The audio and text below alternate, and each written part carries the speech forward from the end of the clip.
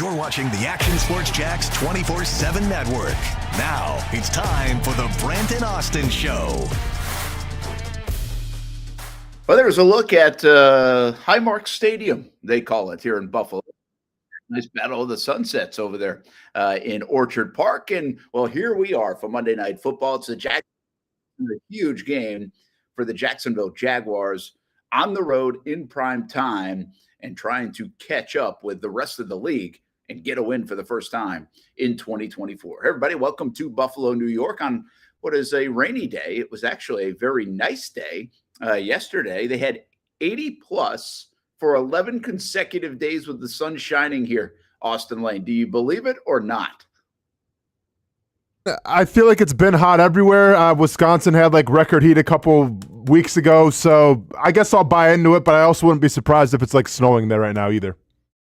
Well, yeah, it turns quickly. It's going to rain the next few days. It's actually still in the 70s, so pretty nice up here for this time of year. We came up here years ago in the preseason, and it was gorgeous. I mean, Niagara Falls right across the way, Western New York in the summer and in the fall, not bad. But then we've also been here in late November. Haven't been here in December, I don't think, but the November game was.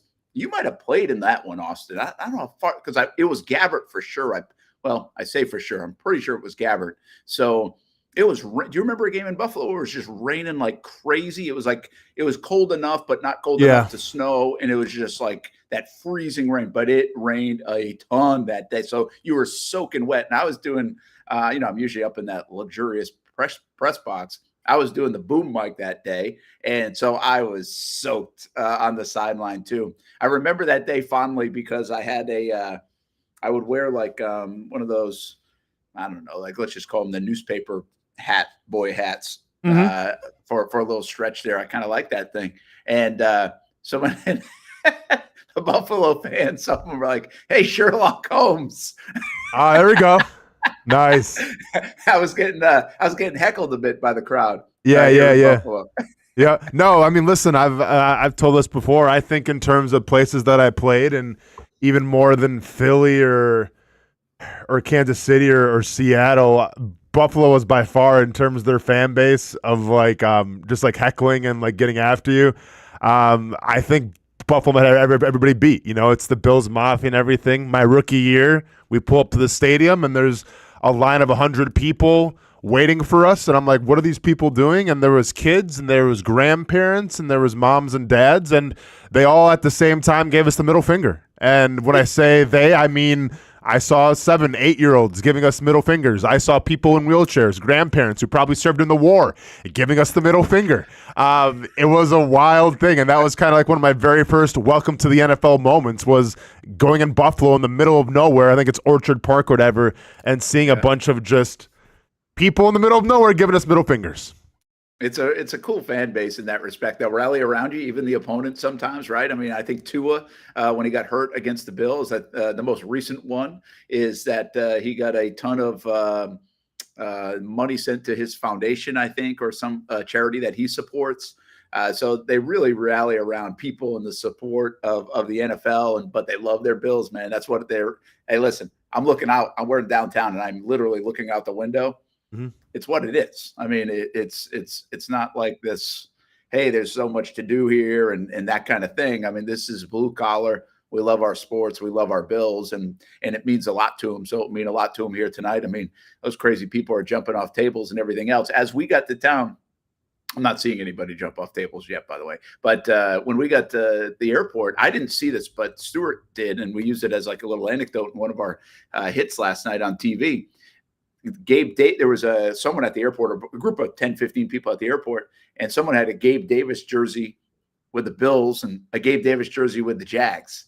And it's kind of like, if you play here, they love you, and they kind of welcome you back. And Mitch Morse will get that feeling a little bit today too. Yeah. Although Mitch said earlier this week is like, it's going to be pretty interesting. And I kind of almost look forward to being on the other side of it now that I've been a part of it on the good side. Now you're going to get all that grief, but I still think they have love for players who have ever played here.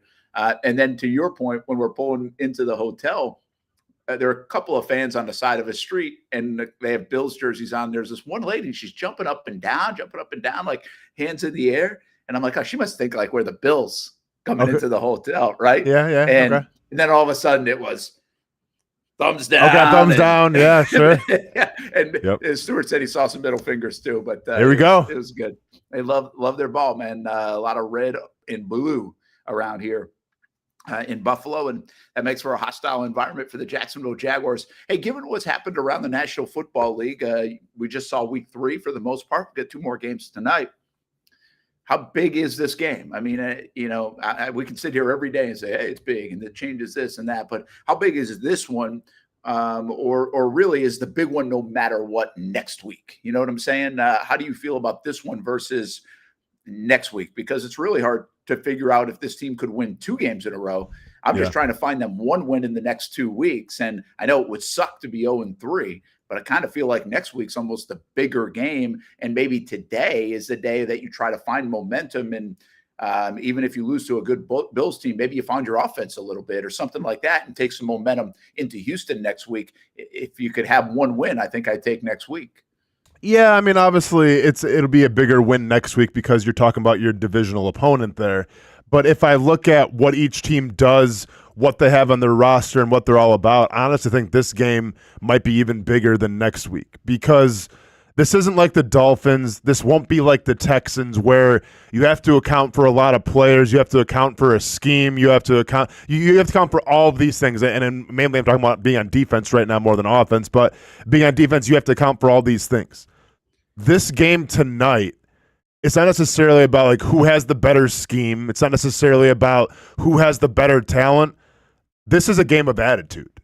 Because if you look at what Buffalo does on offense, and we broke this down a little bit last week, but now obviously, it's game day, so we'll get into a lot more. Like Buffalo's identity, I feel like, is what Jacksonville is trying to beat. Okay, they use a lot of 2 tight end sets. Sometimes they'll use a 13 set, which means I think it's number 70. I can't remember his name, but they'll bring in number 70 and put him at a tight end too. So they'll have 3 tight ends on the field. Well, if that's the case, what do you think is going to happen? Right? Like they don't have all these crazy motions. They don't have all these crazy jet sweeps like we saw against Miami. This is a very disciplined and sound team that you know what they're going to do. They're going to try to pound the rock, and when they need to, they're going to rely on Josh Allen. And that's who the Buffalo Bills are. And that's on offense. And then on defense, obviously, and we want to say, Tyson Campbell's out. Oh, Evan Ingram's out. The Bills have some guys out on defense, too, who are pretty damn good. I mean, they lost Milano to start the season out. They're out there leading tackler right now at linebacker. They're out there nickel corner, might be one of the best nickel corners in the entire NFL. They're out some players as well. So these are 2 teams that I don't want to say they mirror each other because, the Bills are 2-0 and the Jaguars haven't won a game yet. But I think there's some similarities of what each team is trying to do. And once again, I think it's going to come down to attitude in this game more than anything. Yeah, I like what you say there, man. And listen, the Jags need to show up in the attitude department too, don't they? I mean, they didn't really show up from an energy standpoint. So attitude is energy in a sense, but then there's another tick up for attitude. Like you better bring it and then bring it for 60 minutes and then show some of that swagger. Again, like this setting, I lose a little faith in kind of the heart and soul of this team if they can't bring that kind of stuff tonight. You're on Monday Night Football. You're definitely, your back is against it a little bit at 0-2. I mean, we saw some of that fight from the Rams yesterday in that game as they were 0-2 looking at 0-3 and they clawed out of it late in the game, whatever it takes. I mean, there's a little bit of punch your way out of the corner here for the Jacksonville Jaguars. And so if they don't have that kind of stuff, you're like, whoa, what's missing here? Where are they going to get that from if they didn't really bring that kind of energy against the Cleveland Browns and they don't bring it again tonight? I think they'll bring that energy tonight. I think it just comes down to, are they still better than the Buffalo Bills? And you got to remember, this is a Bills team that many people thought would take a little bit of a step back. Doesn't seem to be the case right now. I think you're looking at a couple of teams, and I'm going to say this, even though I know they lost yesterday, that in my mind are kind of carrying over from last year. There's really a few teams, and maybe even more than that. But Kansas City is an example of it, right? They got hot at the end of last year. They just keep rolling, and seems like they just know how to make enough plays. The line of scrimmages in Kansas City continue to take over and be a big part of it. I think actually the Tampa Bay Bucks, until yesterday's loss at home, which was a little weird to Denver, I think had done that as well. 4-7 a year ago. They kept compiling wins. They kept getting hot and Baker playing well, that defense and Todd Bowles, they found a rhythm, right? They found a groove. They found who they were. Now, again, I say that on the heels of a weird loss yesterday to the Broncos, but in totality, that's what I see.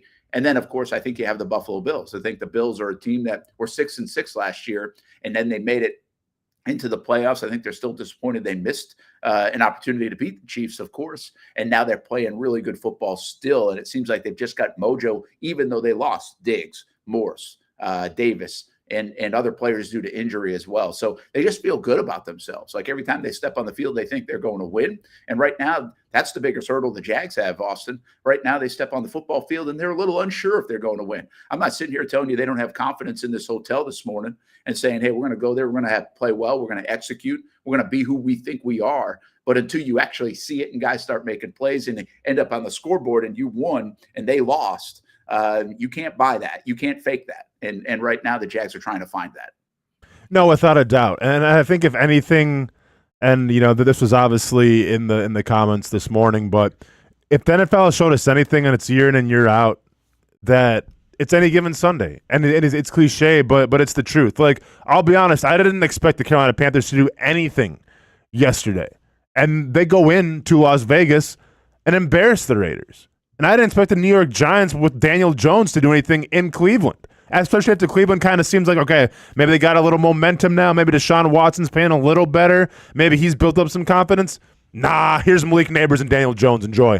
Big L for Cleveland. Like, it's year in and year out where, you think that something's going to happen and then it throws you for a loop. And this is the NFL. And I think the Broncos are another classic example. I didn't see the Broncos coming in 0-2 with the rookie quarterback and Bo Nix absolutely ball out and beat the Tampa Bay Buccaneers. We watched that game because obviously my son's going crazy with Bo Nix and everything with Oregon, but it was a great win for the Broncos. So, I see what happened yesterday, and then I see the game tonight, and it's like, I understand. You have one of the best quarterbacks right now playing in Josh Allen, and I understand the Buffalo Bills are 2-0 and the Jaguars are 0-2. But just because those are all the facts doesn't mean that the Jaguars can't go out there and win and pull off an upset. So I understand maybe expectations right now. It's okay. Let's just, let's have a better looking game. Let's get the run game going a little bit. Let's get our offense. No, like I need to see a dub here. I need to see a win here against the Bills team that, yeah, they're a lot better, I think, right now than the Jaguars are. But I still think you can, go to Buffalo and still beat them. Well, listen, and that's the thing. I mean, we've got to get out of that mentality and as fan base or as fans of football anyway. And I think you just explained something that's crystal clear yesterday across the league, but it continues to be crystal clear every week.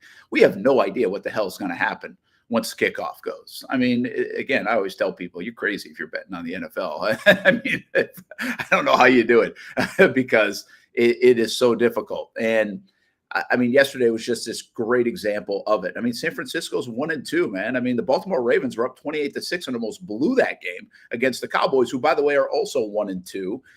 And whether it's the Bengals tonight or the Bills actually performing pretty well, and even the Chiefs. I mean, couldn't the Chiefs be easily 1-2 if it weren't for a couple of PI calls, right? I mean, that's how close the league is right now. So, the whole world thought Miami was going to beat the Jags. And they were right at the end of the day, but it didn't look right for a long time in that game. If the Jags just execute a couple of plays, the Jags probably blow them out, and everybody would have been talking about the Jags. I think this actually sets up a little better for the Jags now that they're 0-2. What I saw yesterday seems like the 0-2 team, the underdog team, the team that you give no chance to, might have a better chance to win, and the inexplicable will happen because Buffalo's at home, Buffalo's playing well, Jags are not, all this stuff, and then the opposite seems to happen in the National Football League. So maybe let's hope that's the case this week. But I have no idea how we can know what's going to happen because, honestly, I don't think we would have predicted the way things have unfolded so far for the Jags. Like, that's, I think, why we're all a little bit stunned in Jacksonville. Just the clunkiness of the offense, right? The lack of points around the league, but in Jacksonville, too, third year in this offense. So nothing has really transpired so far in the NFL the way anybody would have predicted it, Austin. I mean, very few teams that you would have predicted would be doing well or doing well.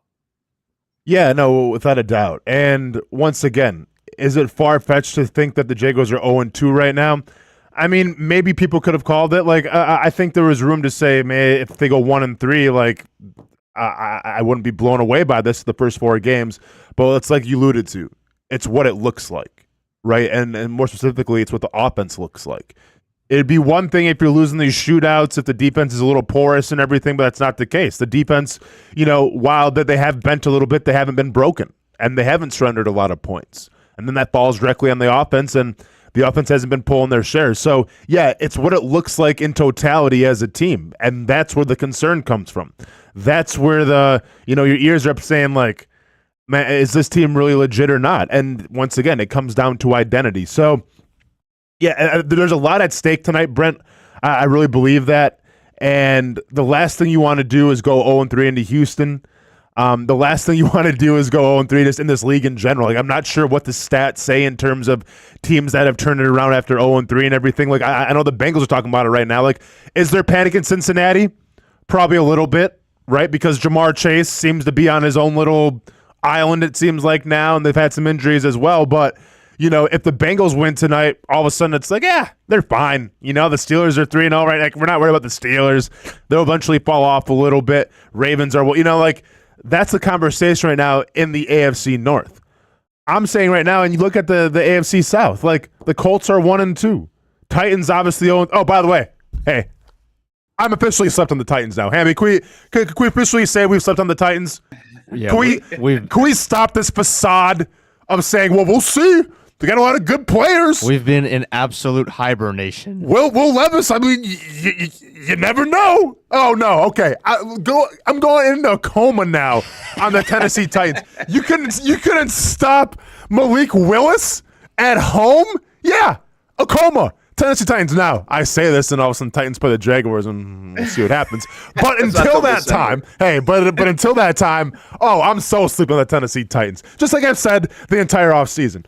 But this has to be a big win, Brent, because you don't want to go against the 8 ball. You don't want to go 0-3 because it seems like right now, and I get it, Houston kind of got embarrassed in Minnesota, and we want to make fun of CJ Stroud and everything. They still have 2 wins. So let's relax a little bit, everybody. Yeah, and listen, and some of this is in years past, the Jags have had the schedule work out in their favor at times, and then they've even missed opportunities when it's worked out in their favor. Right now, I wouldn't say it's working out in their favor.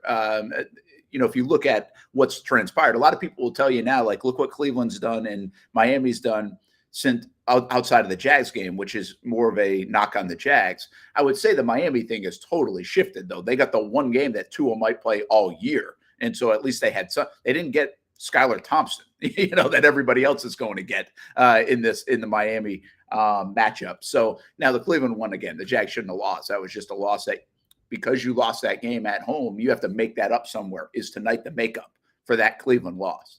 So there's, Hamby, if you don't mind, can you put up that the score sheet you had up there again? Because look at this, Austin. You mentioned the Giants, right? And we can talk more about. I know we're getting a lot of comments on Brian Thomas Jr. Don't worry, guys. We're going to talk about Brian Thomas a little bit, and then we can compare and talk about Malik Neighbors and others. But yeah, I mean, the Browns were good at home last year and not so good on the road. Well, they're 0-2 at home, and they won the one road game. So there you go. The Eagles come back and make a drive. It was like third and 16, I think, when they made the big play to Goddard down to the 4-yard line. And by the way, in that drive, they didn't have Lane Johnson, Devontae Smith, or A.J. Brown. And they pull it off. And they hold the Saints to 12 points, and they had been cooking on offense. Weird. The Broncos, enough said. I mean, look at that. It wasn't that they just won. They pounded the Bucs, who had been one of the hottest teams since last year in the NFL. And Malik Willis. Bo Nix, too, finally got some swag to him, it looks like, as well. Like he ran looked the ball like a different player. Right? Yeah. And so did Malik Willis. Malik Willis ran the ball. He threw the ball. I mean, again, the Titans, I don't think, are that good. You've been saying they're not that good. Will Levis is still an issue, it looks like. But the bottom line is Malik Willis isn't an all-pro either. I mean, that was his best game since Liberty by far. The Colts, I don't think that was much of a surprise there. I mean, Caleb Williams and that Bears offense is struggling still. And then that Vikings game, I think people forget because the Vikings are so hot right now to start, Austin. This was a team that if you go back to August 24th, if you want to, whatever the date, find a date before the season started. And I guarantee you most people had them as number 28, 29, 30, 31, 32 in the power polls. They had these guys picking top 3 or 5. because of their quarterback situation and everything else. And look what they're doing. I mean, they are on an absolute roll. The Steelers finally got to 20 points. So if they get to 20, they're definitely going to win. And then the Panthers, we know that. I mean, is it all Bryce Young? We'll talk a little bit about it. But what the Panthers did to the Raiders after the Raiders beat Baltimore on the road doesn't make sense. And so there's one other element. I want to do this right now. Let's take a break. We'll come back. I want to share something where I don't think the Jags are as far behind as one would think right now. Get this off my screen. Get this off my screen. Hey, do you have the Kyler Murray numbers? Do you have the Kyler Murray numbers? I just want to talk about how bad Jalen Hurts is. Do you want to get the Kyler Murray numbers up here too? Why are you doing this to me, Hamby? I mean, I thought that we swept the Daniel Jones, Kyler Murray stuff under the rug. I thought we were done. I did not call for this. Just wins one game in Cleveland, and now all of a sudden we're back on the Daniel Jones bandwagon, Brent. Himmy Jones. How many times do we have to teach this lesson, old man? No, man. I didn't. Whoa, time out. This was not me. He did this was like a setup. No, this was not in the rundown. Yeah, right. It wasn't in the rundown. No. I've forgotten about that topic. I don't want to talk about Kyler Murray. I want Kyler Murray numbers up when we get back for break now. So anyway, I'll say I did something in the standings early on. I've got a thought on what the Jags need to do right now while they're trying to find themselves. And I don't think it's as crazy bad as one would think, even though it's 0-2. Potentially. It can get worse. I get it. But it also can get a lot better the way these NFL seasons work. So we'll talk about that. Little Brian Thomas Jr., more on the matchup against the Bills. So much more to get to, including yesterday in the NFL, which was wild. Antonio Pierce basically calling out some players. Now will he pay it off after what he said? I want to get Austin's thoughts on a lot of those things as well around the National Football League. We're live from Buffalo, New York. Brent Austen Show on the Action Sports Jacks 24/7 Network. Got a busy lineup today, 7 o'clock countdown to kickoff. And I know it's Monday Night Football, and you're used to seeing it on ESPN, but we have it locally on CBS 47. So you can watch the game on CBS 47. We'll have a post-game show as well. So we've got you covered all day on TV on CBS 47, your official station of the Jacksonville Jaguars. We'll be right back from Buffalo here on a Monday. It's hard to put a price on comfort, especially when you use that comfort on a daily basis. But if we're going to put a price on it, how does the lowest price guaranteed sound? Furniture Source is going to have the biggest brands, whether it's Ashley, Casper, or Tempur-Pedic, and once again, it's going to be the guaranteed lowest price in Jacksonville. Right now, my friends at Furniture Source are going to give you the ultimate hookup because all month long, they're making their inventory wholesale price. Check out their markdowns up to 50% off. And remember, since it's Furniture Source, you're getting the guaranteed lowest prices in Florida or your money back. Don't have the cash on you right now? It's no worry. Shop endless options to suit your style and budget and enjoy 36 months off with no interest financing. Why use your money when you can use theirs? Whether it's beds, couches, tables, or chairs, Furniture Source is going to have exactly what you're looking for. Shop the lowest prices in Jacksonville guaranteed. Find the location nearest you at FurnitureSourceJacks.com. Everyone loves a good game night. Here you don't have to be the host. You don't have to clean up. They bring the food and drinks to you, and you can watch whatever you want on the big screens. It's more than a card room. It's a night full of fun with friends. Best Bet Jacksonville, Orange Park, and now the newest location here in St. Augustine, right off 95 at exit 311. A brand new clean room, a full bar and menu, my favorite sushi in town. And I love the fries too. You don't have to just play poker at Best Bet. That's why I come over here to the table games and play one-card poker. That's a pretty good card and a win. One-card poker is like war as a kid, you against the dealer. And this isn't the only fun table game to play. A friendly staff, a lot of fun. It's a good night out at Best Bet Jacksonville, Orange Park, and the newest location in St. Augustine. You can be a serious player or a novice. It doesn't matter. If winning equals fun, you're a winner every time at Best Bet. I'll save you a seat, and I'll see you down here at Best Bet St. Augustine. Nobody but Nimnicht. Our family has purchased 6 vehicles from Nimnicht Buick GMC. The #1 Buick GMC dealer in Jacksonville has lots of inventory to choose from with their best price guarantee. Who gives you top dollar for your trade? Nobody but Nimnicht. Save up to $10,000 off select new GMC Sierras or get rates as low as 1.9%. You know, I'm a truck guy. GMC Sierra, my trim level is an SLT. This one's an Elevation. Pretty good looking color as well. So here at Nimnicht Buick GMC, you have a lot to pick from. My father-in-law, he drives this, an Enclave. So I feel like that GMC in the family. 2025 is coming around the corner, which means it's almost time to close out those 2024s this summer. You can schedule a test drive at nimnickbuickgmc.com. And while you're there, check your trade value and customize your payment options. Nimnick is there for you, even on Sundays. So who has put in the most years and stands behind a better experience? The answer's simple. Nobody but Nimnick. Your friends in the car business since 1941. GMC, we are professional grade. If you need a quality play this football season at your home, call That One Painter First Coast. Locally owned and operated, experienced employees, no builder grade materials. And there's more, and for that we throw it to Noah Schlicksup. That One Painter First Coast can apparently help your kicking game too. Well, after my failure on skinny sticks last year on Creekside game day, I've spent a lot of time out here at Creekside practicing my kicks. There's only one issue. How is that even possible? The good news is I know exactly who can help. That One Painter can handle all your painting needs, from field goal posts to cabinets to stucco. They got you covered. Though they may not be able to help with my kicking, they can certainly help with the posts. Call That One Painter First Coast today for all your painting needs at 904-495-1373.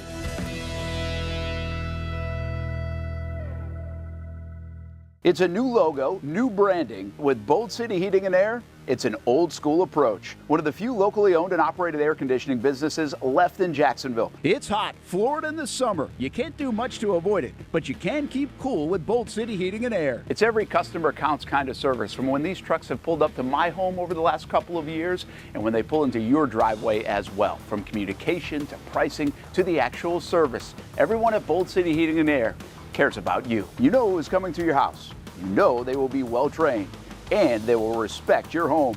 Air conditioning convenience at boldcityac.com. Stay cool while it gets hot. Bold City Heating and Air can help. Don't get caught sweating all summer. boldcityac.com, and they have financing to help. New systems starting at $110 a month and $50 off any repairs. Stay safe, stay comfortable with Bold City Heating and Air at boldcityac.com. Homegrown in your hometown. Welcome back to the Brent and Austen Show, streaming on the Action Sports Jax 24/7 network. Well, there's a look at Christian Kirk and Travis Etienne. Man, I really think those guys have to get going. I threw some crazy numbers out at you last week now it is. It feels like it's late in the week because the Jags haven't played yet, but last week I told you that Ingram, Kirk, and Etienne, those three guys accounted for over 50% of the offense the last couple of seasons in 2022 and 23. Well, so far, those three guys are accounting for about 23% of the offense for the Jacksonville Jaguars. Very small sample, okay? I get that. Very small sample. And obviously, Ingram has been out.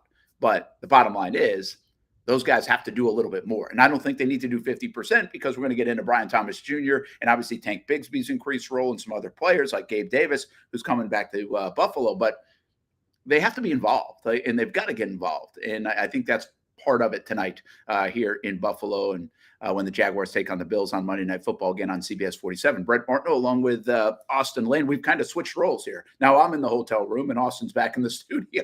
Yep. Hey, we make it work from wherever, man. So no problem with that. And it's a fun day. It's a big day. It's a little bit less of a fun day because the Jags aren't flying high right now. They need to get right. I mean, I think everybody's kind of anxious about this game. I think they're a little bit nervous about this game, staring 0-3 in the face. Well, let's face it, right? I mean, they're 5.5 dogs tonight. And I mean, the Bills are good and the Jags right now are not good enough. So massive game for the Jacksonville Jaguars. I can't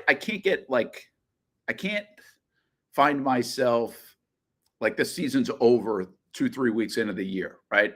I think yesterday or last week I did enough complaining and yelling and kind of was really bothered by the Jags start at 0-2, especially what they're doing on offense, the inability to line up, some of the silly mistakes that they're making, the inability to make game-changing plays and game-winning plays, which is what this league is all about.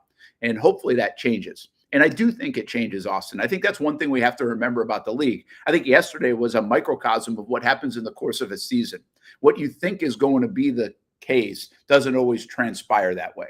The Jags are an example of it in 2022 when they were 3-7 and go back and make the playoffs, and Tennessee fades. And then last year, just the opposite happens with the Jags 8-3. They fade. We talked about the Bucs, what they've been able to do. You don't want to get in those situations. I understand that, but it is a long year. And I was thinking a little bit yesterday. I used to tell Kaylee this when she pitched, right? You want to start strong, right? You want to come out in the first inning. That first inning, to me, I always wrestled with what's the biggest inning if you're a pitcher and you're going to go the distance, especially in softball. Baseball guys don't go the distance anymore. But I was like, okay, the first inning, is it the second time around the order, like the fourth inning or third inning? Or is it, hey, still have enough left in the tank to close the door?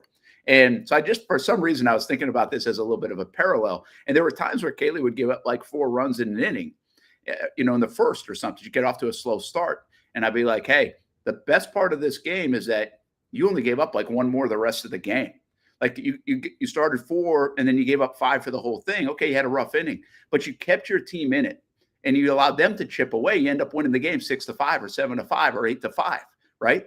Mm-hmm. And I kind of feel like the Jags are in that mode a little bit right here. It's like, can they just stay in the fight? They got off to a slow start. What are you going to do about it? You can't do anything about it. You can't fix it. If I'm in that building, if I'm in their meeting rooms today, I can't fix it. Stay in the fight. Stay in the fight with your defense. Maybe you have to be a defensive-led team right now until this offense figures it out. Give yourself a chance. Just somebody make a play because the season is so long. At some point, the Houston Texans are going to run into an injury bug or they're just not going to play good football. And then you can catch them in the standings if you stay in the fight. But if you get in too big of a hole and it just keeps mounting, you've really got no chance. So I think the league operates that way. I think it's an example of the last couple of years that if you've had a 2-game lead in the AFC South, even in late November and sometimes early December, you have not been crowned the winner of the division. And I think that's a telltale sign of how the league works. So just don't find yourself 3-4 games behind. Give yourself a chance by the time late October, early November, and then, of course, in December rolls around to get hot, find yourselves, and be the team that comes back and chases somebody down. Yeah, I mean, I know that every locker room that I've been in, every coach kind of handles the season differently of how you divide it up. Some coaches put a stake on, okay, let's watch how our divisional opponents are doing the whole season. Let's put them on the board. Let's see where we're at.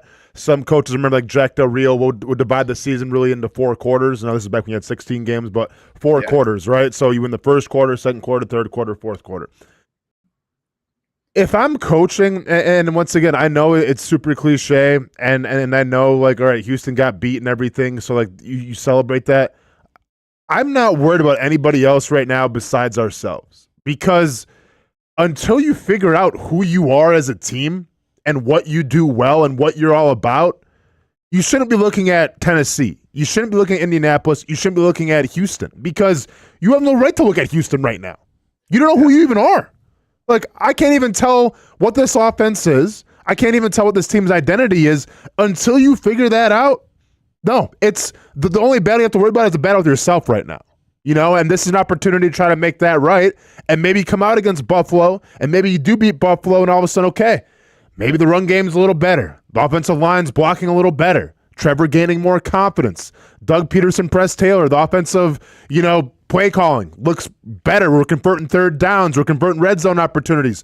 All this stuff. Once you get to that point, then yeah, let's talk about Houston. Well, let's talk about, did Stroud maybe regress a little bit against Minnesota? But until that time, there ain't much to say until you figure out who you are yourselves. Yeah, well, I think you're right on the money. And I'll give, I think they subscribe here to your advice. But that's not a new thing. I think if you've listened, I got this a lot in the production meetings in the preseason, Austin, and that was, listen, we really don't care about everybody else. It's about if we do things. Doug, I think, has this belief, especially, and listen, it's worked for him in the past, and I don't know if I disagree with him. It's like if we put a plan together, we execute our plan, and if we try to do the things, if we do the things that we're trying to do, and he knows it's not going to be perfect. So it's not like, hey, we just play this perfect game all the time. We're good. That's not where they're at. The Jags many times over the years have had to play perfect games to be like in it or beat teams like Buffalo, like here. That's not it. They don't need to be perfect tonight. They just need to be a lot better, especially in the critical moments. And I agree with you, and I think they agree with you. I think this is about them. I mean, they are the ones lining up wrong. I mean, you take a look at that Houston game yesterday, all the stuff coming out of there is, we couldn't line up correctly, right? I mean, we couldn't block it correctly. I think they had 11 or 12 penalties in that game. That's on us. Obviously, they're turning the football over, everything else. So, I mean, and my guess is every team around the league can say that. You're going to game plan for other teams. But this goes back to a little bit of what I said last week of, while the Jags are preaching that it's all about us, I do wonder if they've paid a little bit too much attention and respect from an offensive perspective to the opposition in the first 2 weeks. Keep Miami off the field. Keep Miami off the field. Okay, well, what about this offense? Like, I thought this offense was really good. Well, let's go outscore. I get the game plan of keeping their offense off the field, but don't be so consumed by that you don't do some of the things that you can do, like throw it in the second half to Brian Thomas Jr. maybe a couple more times. And then against Cleveland, you're so consumed about a defense that was one of the best defenses in the National Football League and how you're going to block Myles Garrett, that maybe you don't do some of the things that you do, and you're not as aggressive, and you're not bringing it to them necessarily with the good players that you have. I mean, look what Daniel Jones did against that defense yesterday. You don't think Trevor Lawrence and this offense could have done something similar? Maybe not to that degree, but something similar. So I think the Jags do have to worry about themselves. I think that is their mantra, but I think they have to practice it a little bit as much as they're preaching it and say, hey, we think we're good, so let's go show them we're good with the way we call the game, with the way we approach the game, and then we go execute it. Maybe that's a little bit of the breeding confidence. I know it's a juggling match, Austin, game plan versus let's just go kamikaze style and be reckless and just go play backyard football. I get that. But I just do sense that as much as they want to focus on themselves, it was always the Jags. I feel like they've kind of focused on the opposition almost a little bit too much in the first couple of weeks. I mean, that could be the case. You know, like, did you want to keep the ball out of Tua's hands in Miami? I mean, possibly, right? And I think, I mean, listen, they looked pretty damn good in the first half of that Miami game, and they couldn't finish the game. And, you know, a fumble here, a couple plays here, and the Jaguars win that game. Now, when Cleveland comes to town, were you too focused on Cleveland? You know, I mean, I don't know, man. At the end of the day, it comes down to who you are, and right now they don't know. And they simply do not know. And once again, whether that's offensive line play, whether that's play calling, there's just no identity. And until you find that, until you put that upon yourselves, and I guess that's kind of, I don't want to say it's the beauty in where they find themselves in right now, but I guess it's kind of it's bittersweet, right? Because you're not worried about what Buffalo, like, okay, yeah, you got to stop James Cook, obviously. Okay, the Buffalo defense, pretty solid. Got to stop their defensive line. Ed Oliver, you know, you got to stop him in the middle. Like, all these things. But at the end of the day, you just got to do what you need to do. Like, that's the first step. Like, don't worry about Buffalo and Josh Allen. Worry about making sure you have your blocks timed up. Worry about making sure you get the play call before the clock runs out. You have to call a timeout. Worry about those things first. And once again, no, I don't like saying this week 3 already that, hey, you got to worry about these things because this should have been addressed in training camp, but now we're here, right? So worry about yourselves first. Worry about the scheme. Worry about whatever you want to call it, identity, getting the plays in properly, whatever the case may be. Get all that taken care of first, and then start talking about game planning and what what your opponent's going to do. Like, I guess that was maybe my biggest mistake, Brent, and my biggest, you know, miscalculation so far is I was so convinced of, okay, you know, don't keep the ball out of Miami's hands, because I gave the Jaguars the benefit of the doubt that you guys should already know who you are. We saw it in training camp. We saw what the plan was going to be. You're going to try to pound the rock. You're going to use 2 tight ends. You're going to have a fullback sometimes. We haven't seen much of it because, well, once again, the offensive line has been porous and this team is lacking identity. Yeah, I think you just hit on so many things that, again, if I'm in their rooms, it's like, man, this is so easy, really. It's so easy. You said it. Forget about the play call and what everybody else wants to talk about. Just get it in, line up correctly, block it up, get the right protections in, and then how about a conversion on 3rd down and a conversion in the red zone? Like, that's it. Like, and that's got nothing to do with the opponent. I mean, I guess the red zone and 3rd downs would have something to do with the opponent, but not to this degree. I mean, because we've seen already just simple mistakes that the defense didn't even factor in, drops on 3rd down or a fumble going into the end zone. So, like, if you just take care of your stuff, again, it was always the Jags preaching, right? And the Jags are preaching, hey, it's about us, it's about us, it's about us.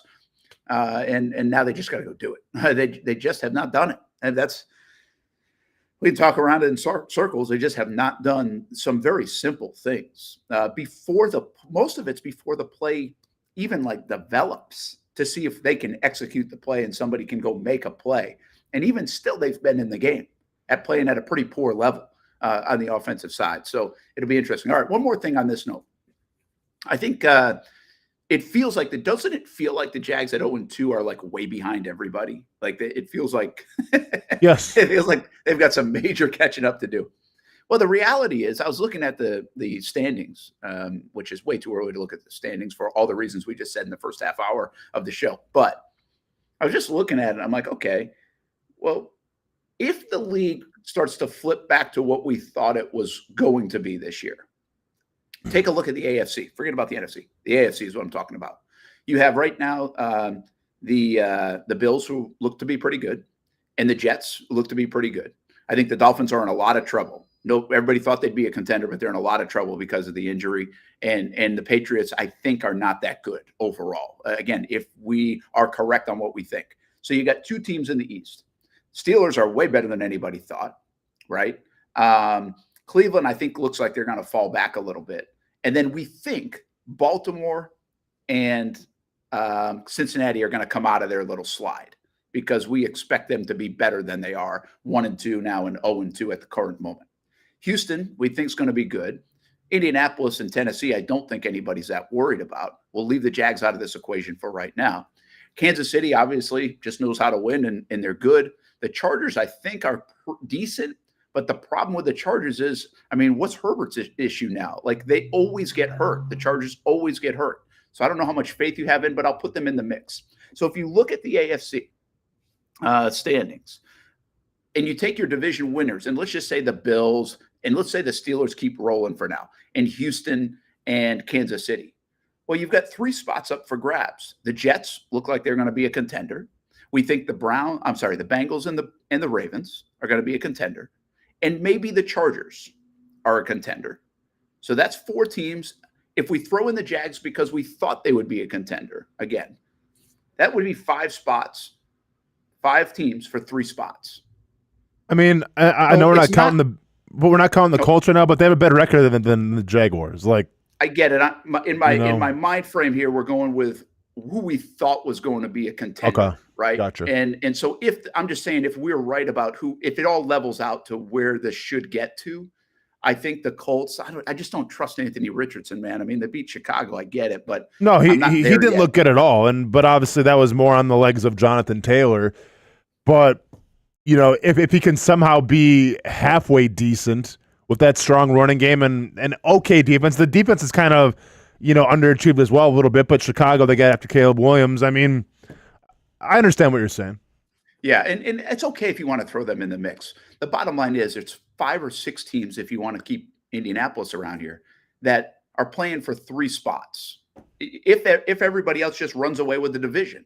So, like, that's what I'm talking about when I say stay in the fight, right? I mean, you're competing against one team in that. No, the Chargers, only 2 of those out of 6 teams that we just mentioned even have a winning record right now.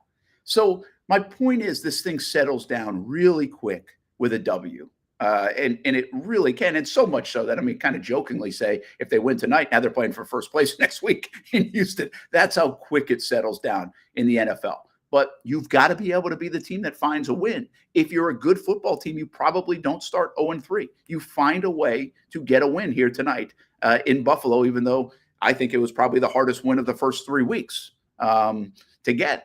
It doesn't matter. If you find a win, now you're right back in the fray of making this a thing during the entire season. So it was a little exercise I was doing. I think it's too early to know. I think there's so much that's going to change. It happens all the time in the NFL. And what's nice is Houston didn't win yesterday, because I think there's a huge difference between Houston being 3-0 and you staring 0-3 in the face, Austin. Like, that would feel just monumental out of the gates. I think that Houston loss was pretty big. And now the door cracks open. Let's see if the Jags can push it in tonight. No, I mean, it's obviously it's big for the Jaguars once again. Like, but you know where I'm standing here on this, Brent. I don't even care about Houston right now. I don't care about what CJ Stroud looked like. I don't care about really any of that until the Jaguars show who they truly are and what they can do. I don't think it really matters. Yeah, I agree with you on Houston too. I'm not worried about them necessarily. I just think it's how the league changes fast, and the league changes in a hurry. I'll tell you what. Now I'm like November 10th. I'm worried about Minnesota coming to Jacksonville. Yes, you should be. You should be. Like I think we all thought that was going to be an easy win. Like, okay, yeah, the schedule gets easier. Well, now you're talking about Okay, you got Packers, Eagles, Vikings, and Lions in that 4-week span. Woo! Yeah, but after week 1, you started worrying about the New England Patriots a little bit. Now you're like, okay, that's still a game that if you're any good, you should be able to beat them, right? I think we were a little worried about Chicago before the season even started. Everybody was. Well, Chicago's not really playing good football. They're not a dangerous team right now. I mean, they're going to beat themselves at the moment. So I agree with you. I think Minnesota's flipped a little bit. I think Chicago's maybe flipped from what I thought. But by another month from now, I think that's going to change again. It's just the way it goes. And a lot of that's injury-based. I mean, if the quarterback situation in Miami was different, I think people would feel different about the Dolphins. But right now, the Dolphins are just I don't know how you can count on them to do much the rest of the year. I mean, they basically, you take them out of the equation, in my opinion, right now. As being a playoff team. By the way, shout out to Calais Campbell. You see, he sacked the Seattle Seahawks three decades. Decade now, 3 decades. Yeah. That's wild. That's an unbelievable statistic. Brent Martineau Austen Lane here in Buffalo. Jags will head to the stadium. We'll head there with them a little bit later on this afternoon. We'll take you until 1 o'clock today. We've got countdown to kickoff tonight at 7 o'clock on CBS 47, and then the game at 7:30. Interesting time, double header tonight in football. So a 7:30 start here, and then 8:15, I think it is, with the Commanders and the Bengals. And then, of course, we'll have a post-game show for you as well. A lot of chat. I want to get to it about Brian Thomas Jr. We're seeing the young rooks really play well. Odunze came on yesterday. They finally got a passing touchdown. A rookie quarterback did. Obviously, Neighbors, they've really been highlighting Neighbors in New York, and it looks like it's working. How big of a moment could this be for the Jags guy, who's off to a nice start, but can they really showcase him tonight, Austin? And especially on this big stage, and can he be the guy that helps carry you the way maybe Neighbors is doing right now while everybody else tries to find the way? I know it's a lot to ask for a rookie. You're not trying to put that on a rookie, but why not put it on the guy who's really playing some of the best football you have on your football team right now? Yeah, I mean, when it comes down to feeding somebody, I think you have to feed the hot hand right now. And whether it's Christian Kirk's injury, whatever the case may be, it's just we haven't seen the usual version that we're accustomed to seeing out of Christian Kirk. And we've seen Brian Thomas Jr. now when he gets opportunities, when you throw the ball his direction, good things are happening. So, yeah, I mean, I would love to see Brian Thomas Jr. kind of maybe cement himself more as that true one receiver, get more targets, because so far, Brent, I think it's safe to say he's probably the most dependable thing on this offense, yeah? Yeah, and what's wild about it, and I want to ask you about the matchup tonight, that you think. You mentioned nickel corner out. The Bills have some injuries on defense, but he's going up against Jalen Ramsey and Denzel Ward, and he's been impressive so far. This loosens up a little bit in the Bills secondary. Not to say they're bad, but they're not those guys. How do you think they'll try to match up with him? Will they try to take him away a little bit, or can he get loose? And are there some matchups that you can take advantage of? Yeah, I mean, if I'm the Bills right now, and obviously having Evan Ingram's going to be out, I assume, correct? I mean, it's all about a formality. Yeah, he's out. Okay, he's done. Yep. So, panic button. That does a lot though, Brent, because that's kind of like a mismatch nightmare. Now, you have Brenton Strange hitting it. Brenton Strange and everything, but. Yeah, I think if I'm the Bills right now and I see what the Jaguars have done so far, obviously you got to stop ETN. You have to make sure that he doesn't beat you in the run game or the pass game. But then I'm going to focus on Brian Thomas Jr. just because right now Christian Kirk, with all due respect, he hasn't really earned my respect if I'm a Bills defensive coordinator. I think it's all about stopping Brian Thomas Jr. right now. And obviously, like, you know who Gabe Davis is as well, what he does. So keeping him, stopped. But like, if I'm a defensive coordinator and I'm putting the game records on the board about, guys, this is our focus, this is what we have to have eyes on at all times, I'm going Travis Etienne number 1, and I'm going Brian Thomas Jr. number 2. Okay, so I guess this is a force feed question. ETN's been sharing some of the load with Bigsby. I start to get a little concerned with Bigsby's mindset. First of all, health-wise, the shoulder, how healthy is he? But also the mindset after the fumble, right? It was a huge hit. It was kind of a weird play, but he's been involved in so many dang weird plays so far. I start wondering about the young man's confidence every time I see the ball go on the ground. And I think that's a rightful thing to do, even though he had gotten off to a nice start this season and also in camp. But I also, we talked about this the other day. It's like, okay, do you have to get ETN in a groove? Right? I mean, running backs get in a groove. I don't know if I want 12 carries and 12 carries. I get to keeping guys fresh, but the time is now. Get ETN involved early, get him often. He had 26 carries a year ago against this football team. And then I would say the same about Brian Thomas Jr. I mean, you can design plays that first options are number 7. The Jags, you got to be careful to force it, but you can certainly go his way more. And right now, the targets just aren't big enough, I think, for Brian Thomas Jr. So, I mean, you can game plan that stuff a little bit more, right, Austin? I mean, don't you think ETN should get the heavier load and the attention should go to Thomas right now? Yeah, but then don't you think that Breece Hall in New York should be getting the heavier load as well? And then Braylon Allen makes an appearance, and it's like, I'm not mad at, going 1 and 2. Like, I think if you have the horses to go 1 and 2 and to kind of, divide the rush attempts, I'm not mad at it. And I think, depending who you have at your disposal, like, okay, obviously in New Orleans, it's the Alvin Kamara show, right? In San Francisco, well, it was a Christian McCaffrey show, but then they just showed it doesn't really matter who's running the rock. We have the offensive line that's going to get the job done in the run game. I'm not I understand. Etienne's probably your better running back, so you want to give him the lion's share, and I get all of that. But I'm not opposed because I don't think, if the blocking is what it's supposed to be, Brent, we've seen Tank Bigsby have some nice runs. We've seen Tank Bigsby take a step forward in terms of vision. So I'm not opposed to rotating those guys in. And, if you're messing up the rhythm or whatever the case, because I think both running backs are great. I think both running backs can help you win. But once again, it doesn't really matter who you have in the backfield. You have to block it up right first. Yeah, that's fair. And listen, I think you can argue that he's been very good, Bigsby. So, I mean, when he's earned the time to be there. I do think you just do have to be a little bit aware of shoulder and obviously confidence. Because here's the crazy thing. We came into the year and we're like, hey, don't turn the football over. Don't turn the football over. The Jags have turned the football over once. And it was on that play going into the end zone. It cost them the game, obviously. But they've actually held on to the ball. I mean, hopefully they can hold on to the football. I mean, it's very rare to go. Are they going to really go 3 games with just 1 turnover? That's pretty unusual. Which means the defense has to go get some, right? I mean, they're still negative. They've turned the football over 1 time, Austin. They're -1 through 2 games. That's not cool. That shouldn't be the case when you turn it over. They're doing a good job of holding on to the football.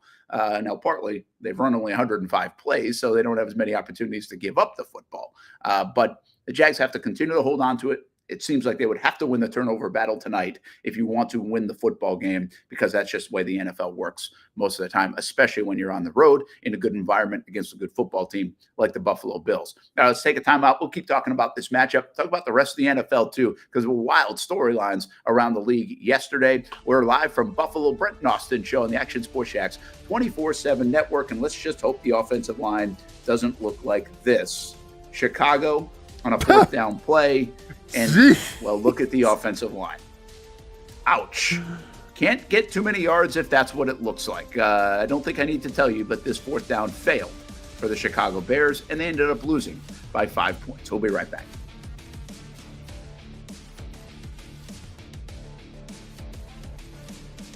If you don't see a pit, it ain't legit. When you hear that, you think Bono's Pit Barbecue, a staple in Northeast Florida now for 75 years. A place that feels like home with friendly service, a meeting place for friends, family, or business occasions. On the menu, the corn nuggets are a favorite in our house, but there's something for everyone. Sandwiches, platters, salads, sides, desserts, and family feasts. You see Bono's all over the place in Northeast Florida. You know, there are almost 20 locations in the Jacksonville area now, so stop on by, sit down, and dine in with Bono's. You can also take it to go. There are drive-thrus in many of the locations, and they have delivery options too. Just download the Bono's app to make things easy. I signed up for the loyalty program, and you can too, to get special offers. If Jacksonville is home, few things feel more Jacksonville than Bono's Pit Barbecue. Celebrate 75 years and many more to come. Bono's Pit Barbecue. If you don't see a pit, it ain't legit. for the game day hustle and every day in between. Juggling my show, Jag Social, to going under the Friday night lights and a social life, it's a daily tournament. But this ride, MVP status. The all-new 2024 Lincoln Nautilus isn't just my car, it's my personal locker room, office on the go, and VIP lounge on wheels. Let's talk tech. My profile remembers everything from customizing my dash display to setting the ambient lighting and my signature scent. And wireless charging, essential for live tweeting scores. Whether I'm packing for a beach day with friends or heading to the gym, there's space for every passion. After dominating all day, this becomes my recovery zone. The massage feature is like having a personal PT on call. Life's a non-stop game, but with this ride, I'm always on my A game. The 2024 Lincoln Nautilus. Drive your passion. You trust CGC to make your water great, and now you can trust CGC with your plumbing needs as well. Fast, convenient scheduling, licensed and insured. A quick call away at 904-552-1242. You never know when you're going to have an issue with a shower, toilet, or maybe it's a sink that sometimes is easy to fix. All right, let's be honest. I'm not fixing anything. I'm totally staging this because when I have a plumbing problem, I call CGC Water Treatment and Plumbing. Trained professionals, transparent pricing, customer satisfaction. Small problem or even a bigger issue. Maybe you need a new tankless water heater or something a bit more intricate. The experts with 25 years of experience at CGC Water Treatment and Plumbing can do it all. Call 904-552-1242 or visit cgcwater.com. Right now, get 10% off any residential job of $500 or more. CGC Water Treatment and Plumbing, an authorized independent Connecticut dealer. Florida license number CFC 1432579. At Southampton, local golfers have no shortage of options when it comes to picking a course to play here in Northeast Florida year-round. Yet time and time again, I find myself here at the Golf Club at Southampton, easy to get to off 210 in St. Johns County. It's family-owned and operated and renowned for being one of the area's most player-friendly. That's just one of the reasons we hold the Action Sports Jax Dream 18 charity golf tournament here each fall. The Mark McCumber design layout is great for all skill levels of golfers, from the guys who bomb it a mile on the range to golfers like me who are just happy to put it in the fairway, which Southampton has very accommodating fairways. And if you need new clubs, come down to the pro shop. They'll fit you up and get you a nice new set like they did for me. For more information on membership or to book a tee time and see for yourself, head over to golfsouthampton.com or call the clubhouse at 904-287-7529. The Golf Club at Southampton. It's the official home of the Action Sports Jax Dream 18. Make it your home for golf too. It's the place we party in football season with Jaguars All Access. Welcome to Spring Sports Brewery, everybody. Say hello to our guest tonight. That is Trevor Lawrence. You can bring your party or event to Spring Sports Brewery in Springfield any day and any time. Rehearsal dinners, corporate events, birthdays. Here at Strings, you can enjoy the inside area and the outside area. Good for any weather, good for any occasion. Watch the games, play the games, shoot some hoops. Beer? Yeah, they have that. Plenty of choices. And sure, this is a brewery, but Strings is also a restaurant, and the food is fantastic. A full menu made from scratch meals. And if you need String Sports Brewery to help with a party at your place, they cater too.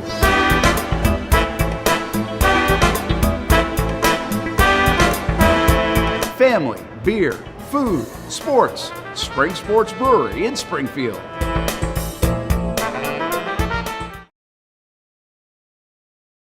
Welcome back to the Brent and Austen Show, streaming on the Action Sports Jax 24/7 network. Hey, it's your Monday morning quarterback driven by your local Hyundai dealers. There's joy in every journey, and there was some joy around the league in some spots. Like, how about the quarterback play of Sam Darnold, 4 touchdowns? How about the quarterback play of Andy Dalton for the Carolina Panthers, just out of nowhere? Incredible storylines happening around those two places, with Minnesota 3-0 and Carolina off the schneid to get a win and really looked like a normal football team for the first time in a couple of years. I think something that he did was first time since like 2002, middle of the season. I think the 3 touchdowns, maybe it was in a game. Was that simply just Bryce Young's that bad, Austin? My bad, man. I'm so distracted. Is What's up with my screen? Am I having like a stroke, or is my screen kind of messed up a little bit? It's focusing on you. All right, cool. Okay, sorry. You move around so much. But okay, yeah, I do move around a lot, man. I'm animated. What can I say? No, with Bryce Young, yeah, I mean, it's crazy how you can bring in a seasoned veteran like Andy Dalton and everything. Things just change. And one could say, like, and I don't mean this as a disrespect to JJ McCarthy, but like, was McCarthy maybe being out maybe a good thing to happen in Minnesota, because now it gave Sam Darnold complete confidence. It's wild, man. The Panthers, I watched a little bit of that game. It looked night and day from the Panthers that you saw of old. And that goes to show you that if you have a quarterback who can make even just some of the most routine throws and get some momentum going, it can be the biggest difference. And you saw that in Las Vegas. So, yeah, I mean, it didn't make Bryce Young look any better, right? And they're saying they're going to keep him, they're not going to trade him away. I mean, teams were acquiring about him, but now if I'm a team that's acquiring about him, that's a good point too, Hambies. That's definitely a good point. I thought that was the rumors. Say what? I didn't think about that too much, but I thought about it. They said like 4 teams were interested, and I was like, okay, so who would that have been? Like maybe Miami. I mean, somebody's trying to steal it, right? Like maybe Miami, 6th round pick, maybe Miami. Especially the Alabama quarterback, right? Tua and everything. Like, you could see that. Yeah. Who else? I mean, Tennessee. Would Seattle try to get the next guy? Do they have somebody backing up? Geno ain't doing bad, right? Yeah. Maybe the Giants, down the road, right? Giants for sure. Yeah. Don't let the Cleveland game fool you. New York Giants in need of a quarterback. Cleveland, yeah. Well, you got Jameis though. Yeah, I mean, I guess I would probably lean Jameis over or whatever. Yeah, Tennessee. Yeah, maybe Tennessee. I mean, feels like you just tried that guy with Malik Willis a little bit. I mean, I know stature wise. Yeah. So I don't know. Yeah, I just thought the same thing. I was like, okay, maybe. I wonder if that was them trying to provoke some talk to say 4 teams are interested. You never know how those things are working out. Hey, by the way, Mr. Hugo, good luck to your daughter making her first or pitching performance in softball tonight. That's always a nervous time, so you enjoy that. But it will be good no matter what. And there's also Darnell Savage isn't playing. Yes, reported that. Yes, so he didn't make the trip. Evan Ingram didn't make the trip. So those guys are not playing in this football game. And you know, you don't want to be too crazy with the quads and the hamstrings. I get it. But I thought Savage played so well in that Miami opener, man. You hate not to have him. And we obviously hate not to have Evan Ingram, Austin. Yeah, without a doubt, man. Those are, 2 players that were number one. Ingram last year was kind of that security blanket when other guys went down. And Savage, is a guy who can do a lot of things for you with that Ryan Nielsen defense. Yeah, 2 guys that are going to obviously be missed. Back to the other teams around the league. I mean, is O'Connell really that good in Minnesota, making this work for Darnold and Aaron Jones? I mean, this is a team, again, that wasn't expected to do any of this, but they're clicking on all cylinders.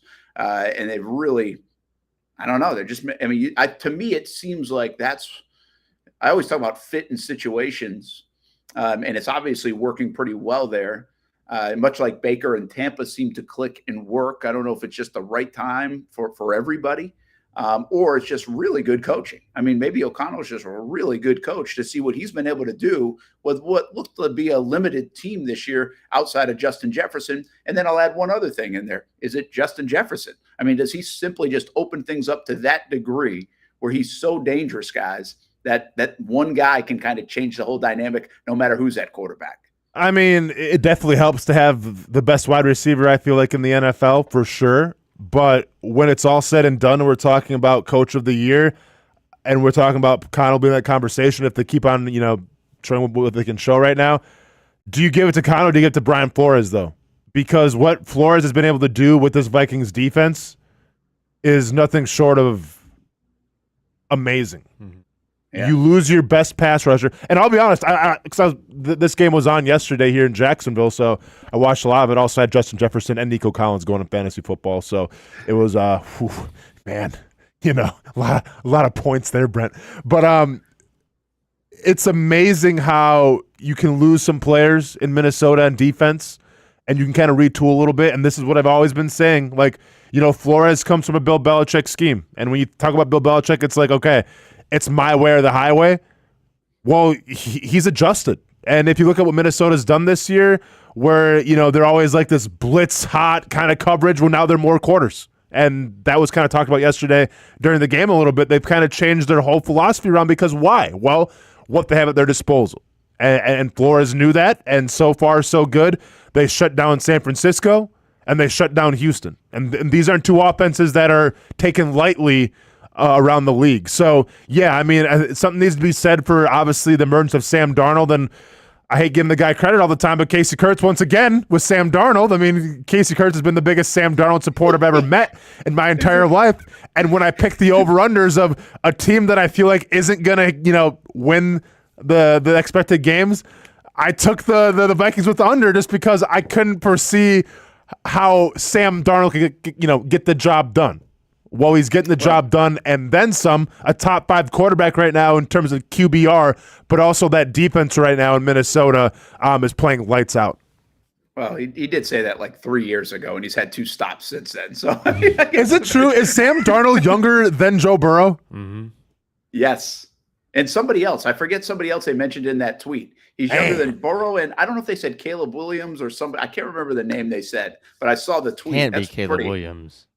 Yeah, I didn't think so either. I don't know who it was. Was it Purdy? Was it because Sam Darnold is 27. Mm-hmm. Oh, so he's 27. Okay. Yeah. So it's definitely not Caleb Williams. So Burrow's older than 27? Well, he's 27, but the birthday. Huh. That's interesting. I didn't know Burrow was that old. Like, I guess in my mind, I feel like he's still like, I don't know. I guess it makes some sense, right? He's been in the league now for a full contract. But even like you think about Trevor. Trevor's 24. And this is his 4th year in the league. Mm-hmm. So yeah, I guess it just didn't compute in my mind. Like for instance, okay, so Daniel Jones is 27.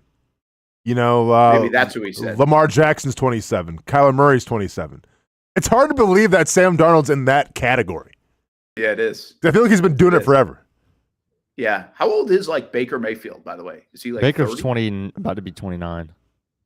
About to be 29. So I think he's 29 or about to be 29. Yeah, I'm looking at the list here. We used to say this a lot when quarterbacks were like really, really were struggling, and you could only find a few in the league. It felt like it was just Peyton Manning, Aaron Rodgers, and Tom Brady. It's like the one thing, if you go back and look over time and not more recent history, the quarterbacks, they at 29, 30, 31, 32, I think even Brady proved this. And I mean, as you get into even 34, 35, which starts to get very old in sports, not so much at the quarterback position. Yeah. Everything slows down for you. Look at Kirk Cousins, right? What he's been able to do. I know not so far in Atlanta, but what he's been able to do in his career in Minnesota.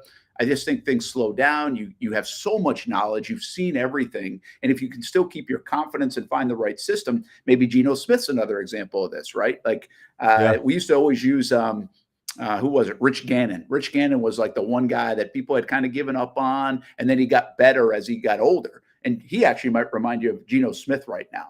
And maybe Baker Mayfield fits that. Maybe now Sam Darnold's fitting that. But that window of time where you can see like corners come out of the gates at 22, 23, or running backs, or even defensive ends and wide receivers that we see it all over the place. Quarterback position still, that is not the norm. It's not normal to do what Joe Burrow and Mahomes did right out of the gates. And I think we're skewed by that. I think that was a big conversation with Bryce Young last week, right? Like, hey, this just because you can mess up a bunch in your rookie year and overcome it, it's still not the most advisable way to go with a young quarterback. Or just because Patrick Mahomes was able to figure out Lamar Jackson pretty quick, it doesn't mean everybody's going to do that. So stop chasing the abnormal and let's put this more into a normal position of where we think this guy could be. Real quick, I want to point, like 8-10 years ago, there were no, outside of Russell Wilson, there were no good young quarterbacks. You look at the top 10, like 8 or 10 years ago, sure, Brady, Manning, and then you have Eli, you have Roethlisberger, you have Phillip Rivers, you have Drew Brees, you have Matt Ryan. All those guys were good from 32 to 38 and were the best quarterbacks of the league at the time. And outside of Russell Wilson, he was the only young guy doing it. That's good. That's a good stat, and now we're asking guys, those you just mentioned 32 years old. We're asking 22, 23, 24 years old to be as good as those guys based on the fact that Mahomes and Lamar Jackson have won MVPs early in their career. I think it's a dangerous thing to do. Was it Brady over the weekend who was talking about how it was a disservice to No, Matt Ryan was great. Matt Ryan was fantastic. The guy? Okay. Yeah, because he was talking about Bryce Young. Right. And he basically said his context here, I thought it was a really good conversation. And he lived through this, right? He was in San Fran where he had all the pressure on him. And then they had 7 offensive coordinators, I think it was in 7 years, before he goes to San Francisco, finds some continuity, finds Andy Reid, and it's like, okay, hey, now I'm a good quarterback again. Like, what happened? But you have to get through a lot of mental hurdles to figure that out. The organization puts a lot on you. He was referencing Peyton Manning. He said, we got to stop thinking that just because Peyton Manning threw 28 picks his rookie year and then became a Hall of Famer, that everybody can do it, right? Mm-hmm. Peyton Manning's a unicorn. He's a different cat, right? So, and obviously, isn't it pretty obvious that Patrick Mahomes is a different animal and Lamar Jackson, he's a different dude? Like, it might not be in the best interest of your organization to just play these guys, let them get hammered, and then let them dig themselves out of it. It's just not normal to be able to do that. I mean, yeah, it's not normal, but at the same time, like I look at like Stroud last year, and I get it, like the jury's still out now on C.J. Stroud. He had one bad game, but like say what you want about him, but the dude led his team to a playoff run last year. He did. All right, as a rookie and with a brand new head coach. So yeah. I mean, to me, it all depends what your team looks like, right? And it all depends of, do you have the players around him to give your quarterback confidence? Do you have the receivers around your quarterback to give him confidence and to make sure that he's going to succeed? And we saw this with Justin Fields. We maybe see it and with Caleb Williams, like there's still a lot of time left to see if Caleb Williams is the real deal or not. But I'll tell you what, it doesn't help when Keenan Allen's not playing. You know, like it's like they brought Keenan Allen in to kind of be that security blanket. Well, the security blanket's not there anymore. You know, like he's been out. So every team's different. I understand. Like Russ Wilson came into a really good situation. You had a great run game in Marshawn Lynch. You had a great defense to have your back. Every situation is different. And I think as a GM, as a head coach, you got to ask yourself, do we have the players around our quarterback to set him up for success and to make him successful? And if that answer is no, then you got to really take a hard look in the mirror and say, okay, maybe let's just put somebody else in there. Let's let him learn a little bit, gain some confidence on the sideline. And when that time comes, let's make sure we have the pieces to be successful. Yeah. And listen, we're in a world right now, guys, by the way, where defense is winning. Even yesterday, look how many teams scored under like 20 points. I think there's a bunch of teams scored under 15 points. The Eagles and the Saints, that high-flying Saints offense held in check. Tampa Bay, who's been cooking on offense, 7 points. Miami obviously really struggling, 3 points. I mean, the list go 15 points for Cleveland. It's a defensive league right now. I mean, are we ready to admit that? Right? We have seen so much high-flying offense. We have fantasy football's big. We're going to have some fun with some fantasy football on Wednesday, so you can get you signed up and get you excited about it and give away some things on a 3-week little lightning blitz that we've got coming up. And stay tuned for that Wednesday. We'll have a little more information on it. But it's a defensive league, Austin. It's exactly what you like to say, which is why you get giddy and smile about it. It's run the football right now.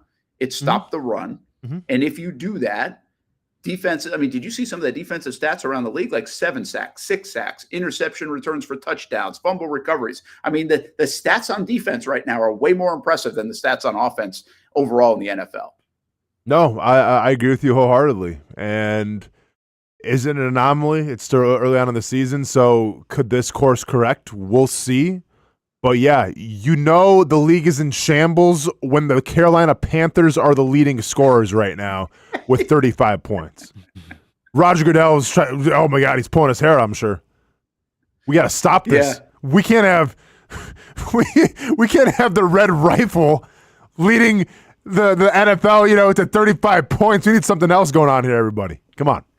It's just really wild. If you woke somebody up from a long nap and said, Andy Dalton, Sam Darnold, and Malik Willis just produced the highest point totals of the week. Yeah.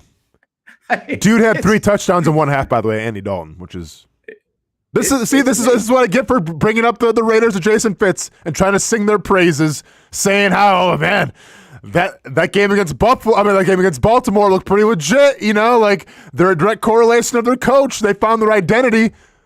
The hell's your identity giving up 35 points at home to the Carolina Panthers? Hey, I don't know if we have the sound. You brought up the Raiders. It's a good time to do this. I say defense is king right now, and he's a defensive guy. And we talked about the culture of Antonio Pierce. And again, you could have one conversation one week, and then you start to say, okay, maybe that wasn't a good conversation. Let's shift it to this week. But one thing Jason Fitz said is he called out the offensive line a couple of weeks ago. They bounced back and played well. He did that publicly. We're not seeing Doug Peterson do that here in Jacksonville at all. In fact, I think he's protected their offensive line with some of the words that he said, kind of keep their confidence going. And then yesterday after the game, Antonio Pierce is like, hey, guys made business decisions late in the game, and now we're going to make business decisions. So how does that come off for you? Again, you're in an interesting spot. You've been a player that would hear that. You probably like to play for Antonio Pierce, is my guess. He's a guy that's been through it. He can relate to you. Do you say, hey, that's holding people accountable? He's right. Or do you be like, hey, dude, there was a time that you made business decisions too late in the game, is my guess. So, first of all, let me start by saying this. If you're a Devontae Adams owner in fantasy football, or you want to get Devontae Adams, now is the time, because that dude might be gone. Because I feel like he was talking to Devontae. If you watched any of that game at halftime, you saw the sideline demeanor of Devontae Adams. Appeared that he did not want to be in Las Vegas anymore. So I'm not sure if that comment was referring to that. I didn't watch the entire game. Obviously, you give up 35 points to the Panthers. I assume people on defense probably weren't doing their jobs as well. So maybe he's referring to them a little more. But listen, it almost seemed like, and this isn't going to be taken as disrespect for Antonio Pierce, but it almost seems like, I don't want to say he lucked into the job, but maybe he wasn't necessarily the best candidate for the job when there's other bigger names out there. And like he was more of a guy that people didn't really know of, so he kind of got that opportunity, and I feel like he's making the most of it now. And this is part of that opportunity. This is him saying it's unacceptable, guys need to be held accountable, and guys will be held accountable. Now, we'll see what becomes those comments, right? Because it's one thing, it's just words. Actions always speak louder than words. So let's give the Raiders a couple of days here to see if they make any roster moves. Let's say if somebody gets benched. Let's see if somebody gets traded. All of this stuff.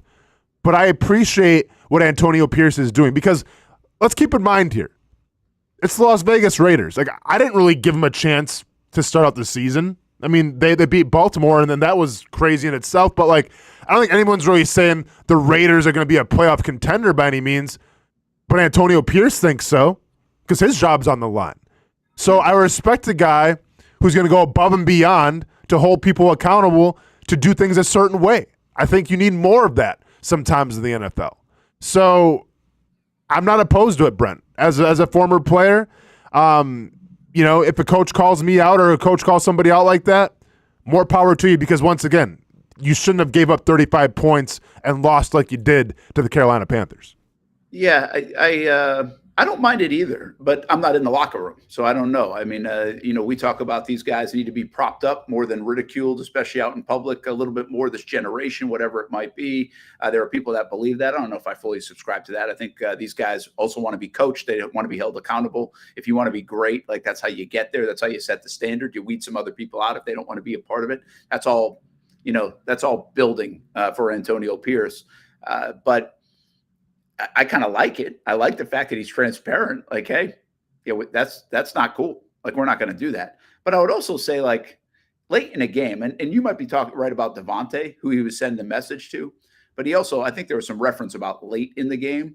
And late in the game, when you're down 3 touchdowns or 4 touchdowns, like, that's not that uncommon, Austin, right? I mean, the Houston Texans, they took C.J. Stroud out of the game, not because he was struggling, because they don't want to get him hurt in a 34-7 game. Yeah. So I don't know if it's as big a deal as he made it, but that might have been his way of sending the message to a guy like Devontae, like, all right, we'll get you out of here, man, if you don't want to be a part of it. And listen, I think a prime example of this, and maybe 2 coaches that are kind of cut from the same cloth, is Dan Campbell. Because I remember back in 2021 when Dan Campbell called out Jared Goff and literally said in the press conference, and then keep in mind, like, Pierce didn't call anybody, like, he called out the team, but he didn't single anybody out. No. Dan Campbell singled out Jared Goff and says, I think the quote was, I feel like he's got to step up more than he has. And keep in mind who we're talking about here at the time. Jared Goff was like Dan Campbell, Jared Goff's kind of the bridge guy. Well, what are you talking about? He's got to step. Like, come on. We all know what this is, right? They traded away Stafford. You got Jared Goff here as a placeholder eventually because you guys are going to lose because you're the Detroit Lions. That's what you do. You're going to get a first-round draft pick at quarterback, and then you'll rebuild there, and eventually maybe you'll get back to the promised land of going to the playoffs in Detroit. Well, no. He calls out Jared Goff, and what does Jared Goff do? He doesn't pout. He doesn't feel sorry for himself. He doesn't request a trade. He takes the criticism like a pro, and he comes back out and starts playing better. And then lo and behold, what? Jared Goff is now a top 5 paid quarterback in the NFL, as he should be. All because maybe Dan Campbell, had to bring it out of him a little bit. So that's another classic example right there of players or of coaches holding players accountable. I'm not upset with it, because it gets results if you have the right guys in that locker room. And I think Jared Goff, and listen, I was the first guy to say he was a system guy in Los Angeles. I didn't think he was going to do anything in Detroit. I was wrong. I think Jared Goff's a pretty damn good quarterback and a good quarterback for the city of Detroit. Well, you can look and see, Dan Campbell brought it out of him. I feel like Antonio Pierce right now might be trying to bring it out of some of those guys in that Vegas locker room. And Delphonic says Jack Jones should have made a tackle, just let the running back run by. Glenn mentioned a couple other examples. So there were several examples. And again, if you're going to build a culture like that, then you need to do it the whole way. You need 60 minutes. You need 75 minutes if it's over, 70 minutes if it's overtime. You need to be consistent with it. So I get what he's getting after. Speaking of messages in the media, I think it was a long time ago now, Austin. Last Sunday, Trevor Lawrence delivered a message. How big is this game for him based on those comments of a week ago? And I understand it's not all over Good Morning Football and ESPN. And if Aaron Rodgers had said it or Patrick Mahomes had said it, they'd still be playing the quotes. Yeah. Maybe ESPN in some of their coverage will play the quotes up tonight. I don't know, as they kind of break down this game. But those were big comments in Jacksonville. Like, we knew it. We heard it. I think they heard it. It was a conversation in the locker room, received well.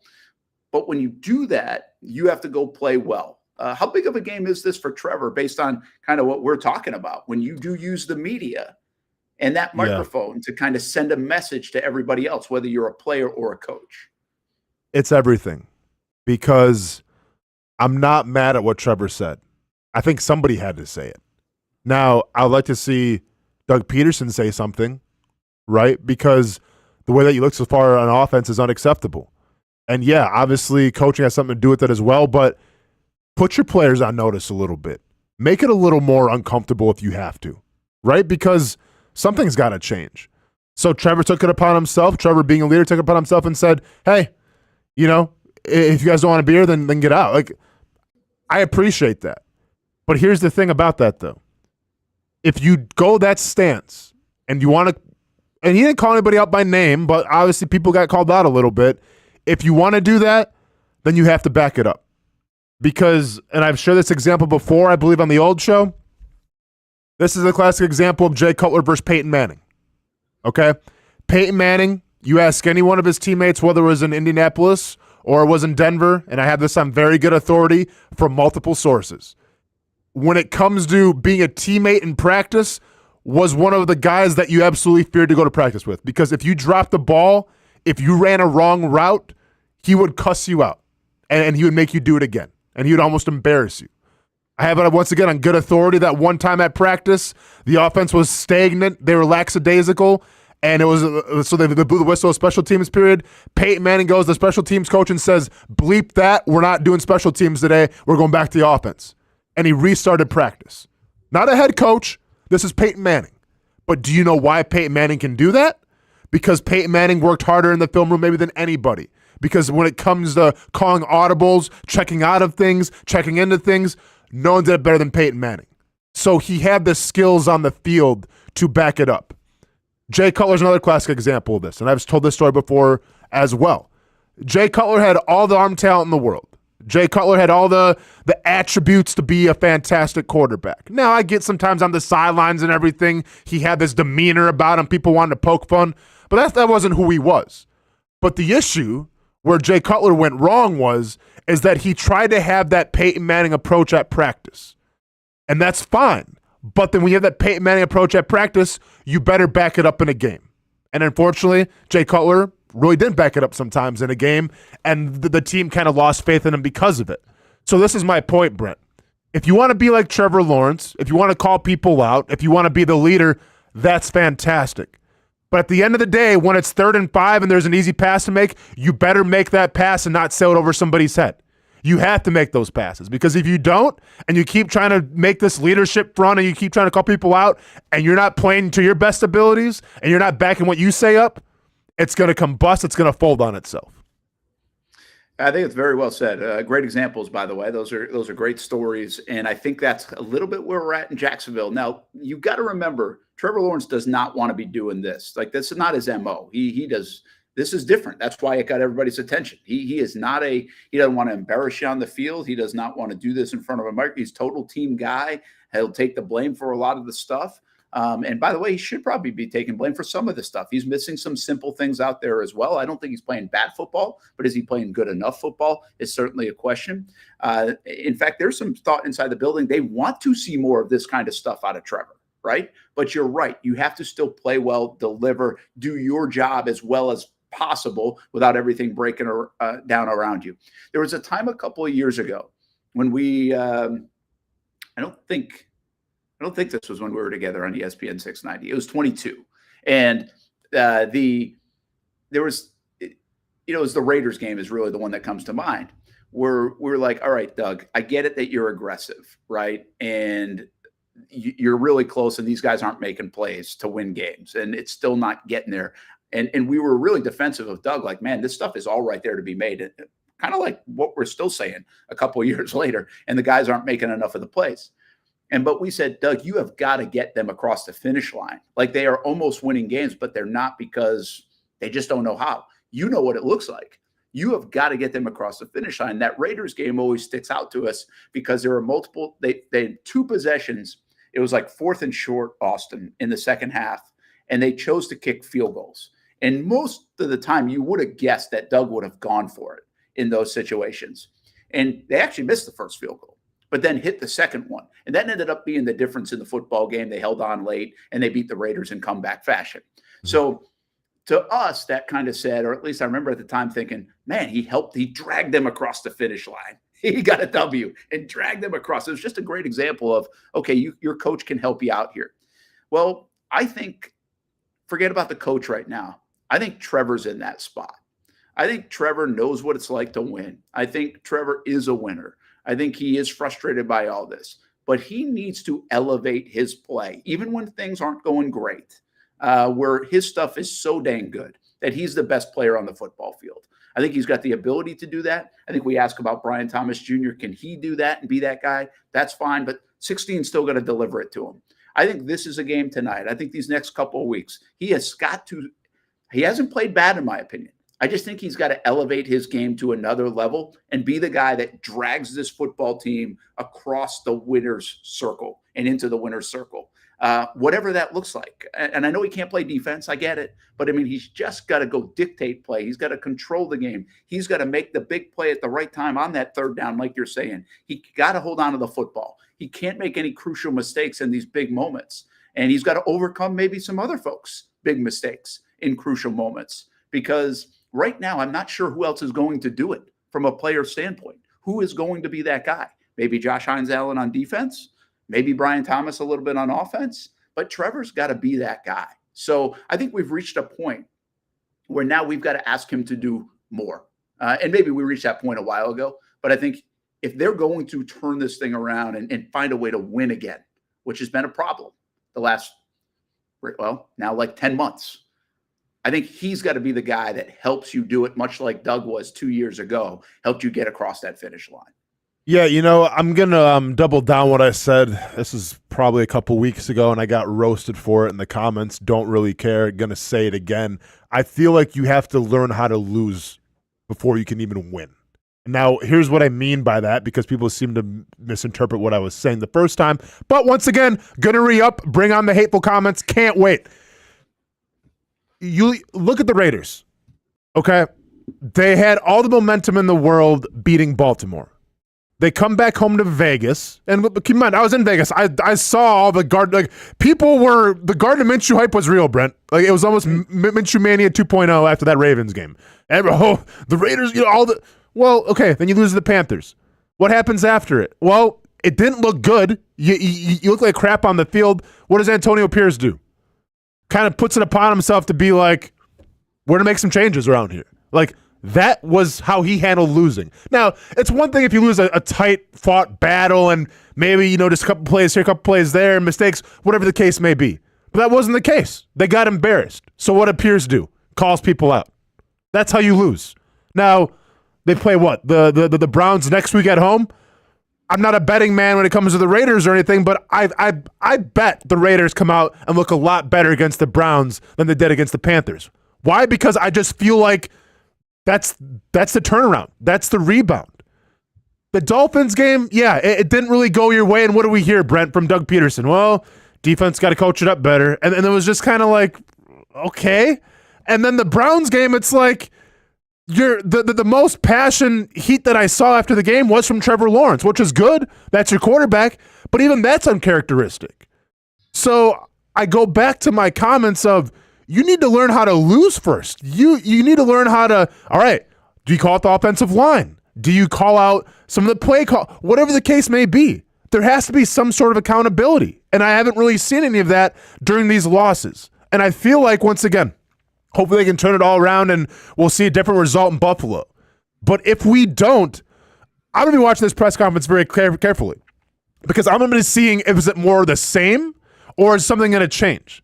Is there going to be a spark that's going to be lit to say, hey, offensive line's got to step it up, guys? Or, hey, Trevor's got to put something along those lines. Give me something. Now, once again, hopefully it's going to be a Jaguars win tonight. But if it's not, I'm going to be, and listen, it's going to be a super late night, obviously, Monday Night Football, which was back on the West Coast. I do like that 5:30 start time, Brenner, even a little earlier now at 7:30, so a 4:30 start time in Vegas. That would have been fantastic. I could have went to dinner after, but nevertheless, I'm going to be staying up late tonight because if this team does lose, I'm watching that press conference. And I'm going to see what the attitude and what the demeanor is, because if it's more of the same, then guess what? Houston, good luck. Good luck going to Houston then.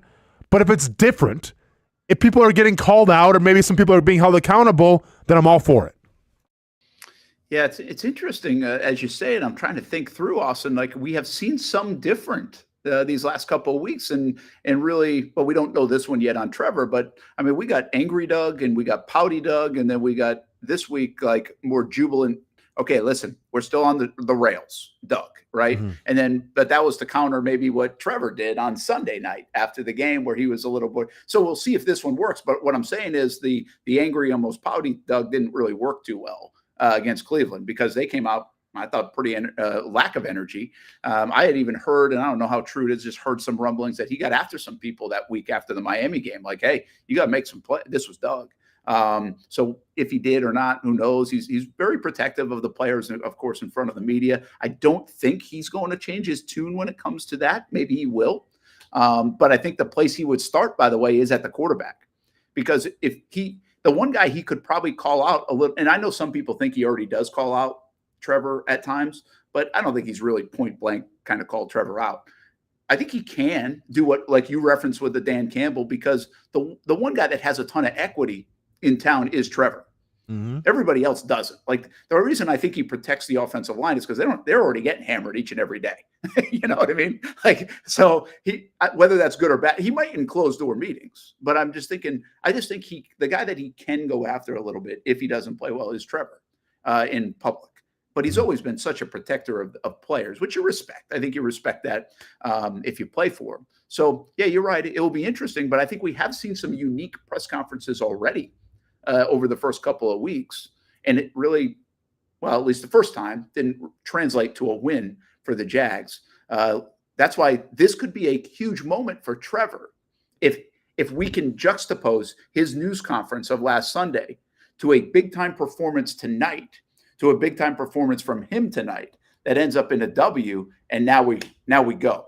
Like, that could be a big moment for him. And I'm not even sure his words were that loud But that's how kind of the legends are born, right? That's how things are. For Like sure. when you have that snowball effect, it would be a massive moment, I think, for this franchise if tonight they answer the bell and come out playing really well based on because the storyline from us in the media will be like, hey, man, they really responded from what Trevor said. Yeah, and obviously there's so much more that goes into it, right? There's the practice, there's the behind the scenes, there's the meetings and everything.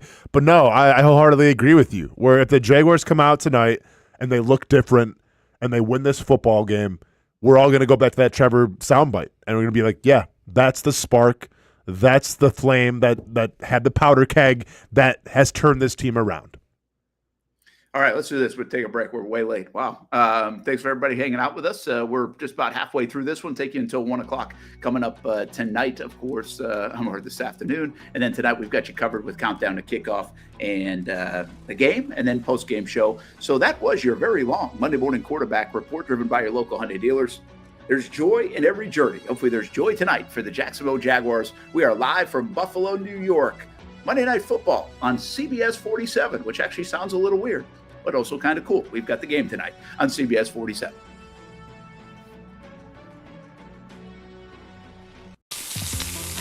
In Northeast Florida, we love hanging out on the back patio, maybe grilling out lunch or dinner with the family, enjoying the good weather, or maybe enjoying the big game on the TV. Or maybe your favorite team in town, the Action Sports Jacks team. This is great, except for when it's really hot or the bugs start coming out. But what if you didn't have to worry about that? Titan Outdoor Solutions will make your outdoor area a comfortable spot any time of the day, any time of the year. This makes too much sense. Titan Outdoor Solutions can give your home an upgrade. Customized pergolas, awnings, controlled shade, even retractable screens. The solution to beating the heat and the bugs and getting more use out of your home is Titan Outdoor Solutions. And this can even help prevent storm damage at your home.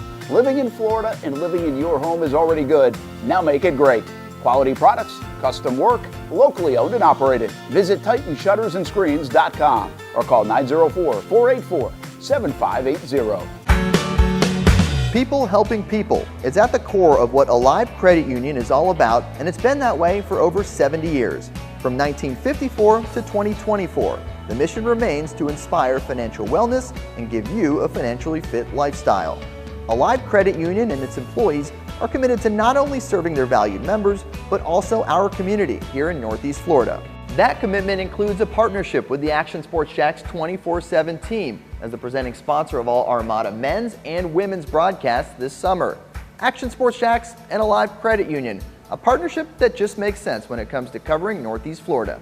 Alive Credit Union's commitment to our community also involves serving the financial needs of our first responders through the recent merger partnership with City and Police Federal Credit Union.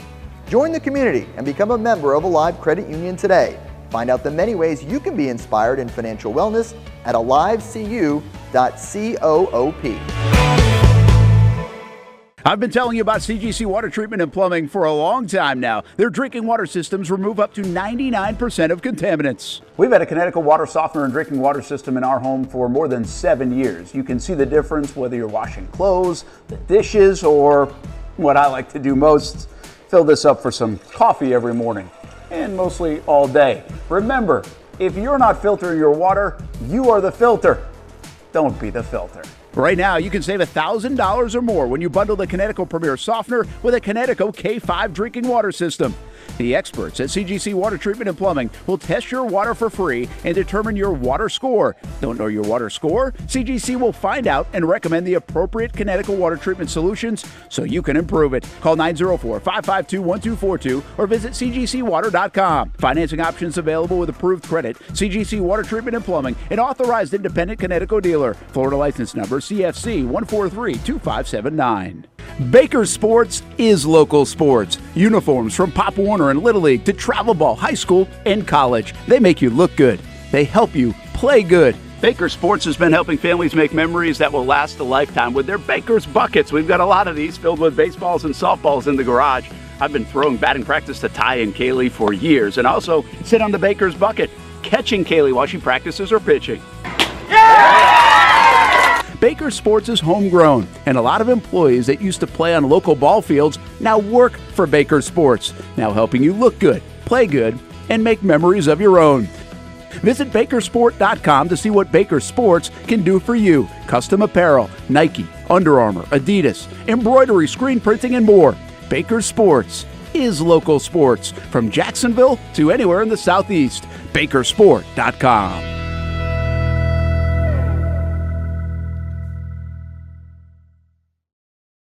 Everyone loves a good game night. Here you don't have to be the host. You don't have to clean up. They bring the food and drinks to you, and you can watch whatever you want on the big screens. It's more than a card room. It's a night full of fun with friends. Best Bet Jacksonville, Orange Park, and now the newest location here in St. Augustine, right off 95 at exit 311. A brand new clean room, a full bar and menu, my favorite sushi in town. And I love the fries too. You don't have to just play poker at Best Bet. That's why I come over here to the table games and play one card poker. That's a pretty good card and a win. One card poker is like war as a kid, you against the dealer.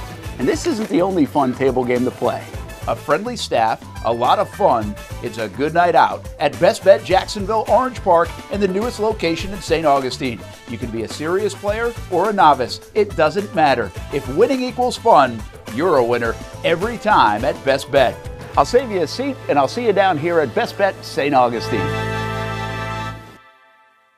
Welcome back to the Brent and Austen Show, streaming on the Action Sports Jax 24/7 network.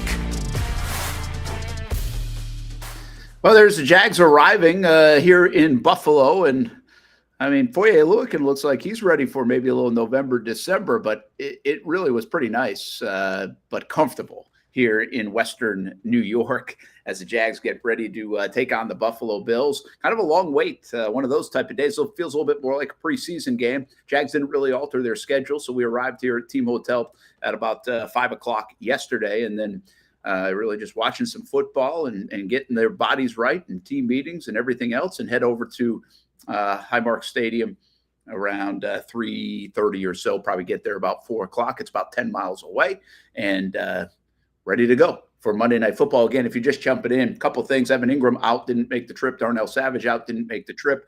It's a dreary day here in Buffalo. They've actually had 11 consecutive days of sun and over 80 degrees. Well, that flipped a little bit overnight.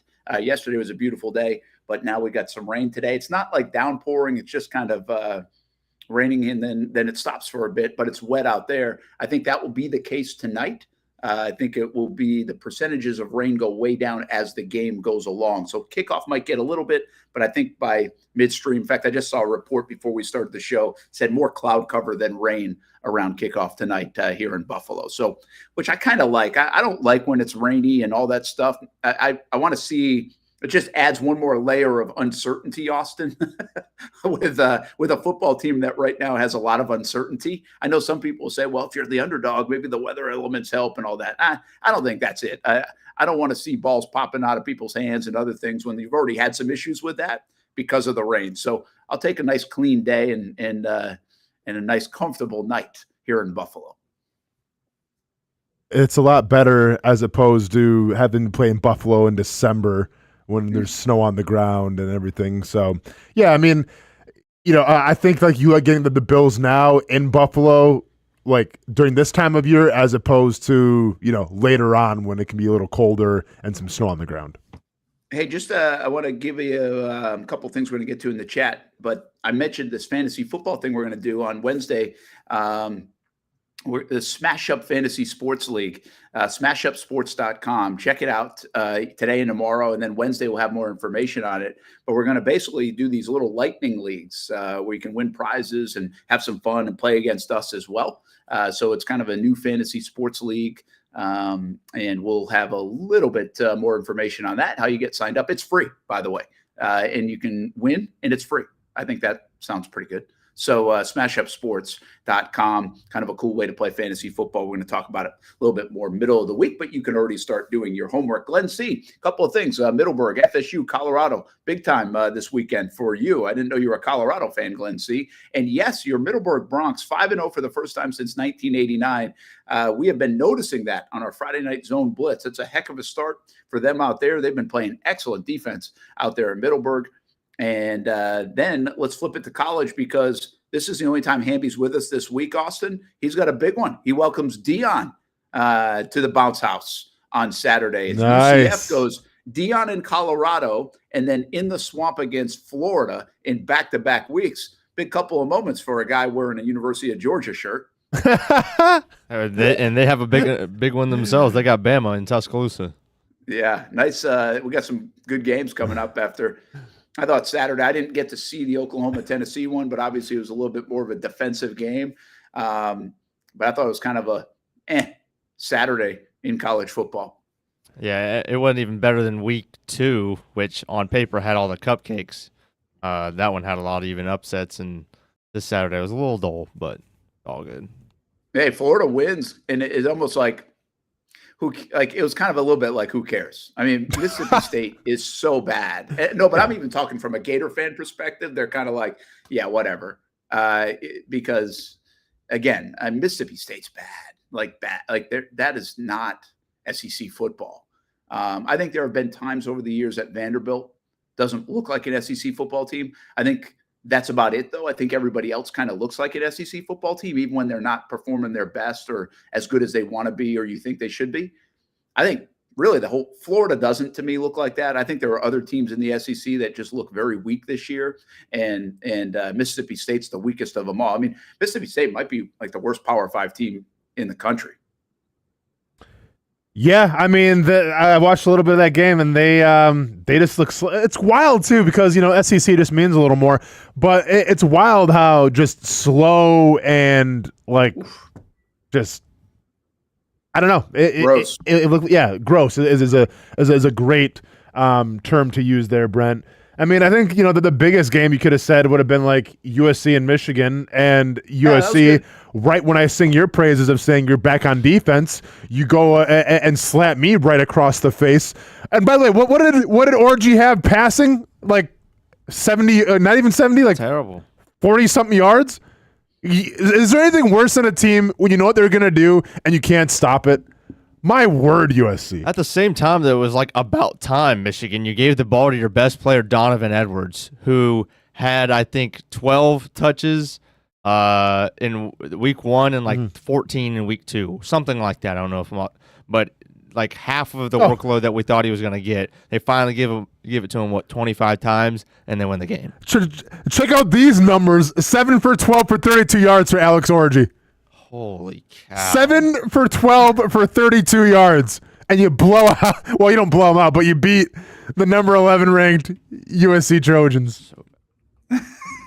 It's unbelievable. Listen, Florida State wins too, and at least they got a win. They needed a win really bad. But is he going to make the move or what? Or is he going to be super stubborn?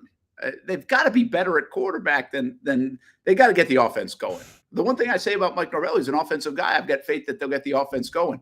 I don't know if they stick with this current lineup and obviously DJU at quarterback, they're going to get the offense going. Austin, how about after a win, making the move?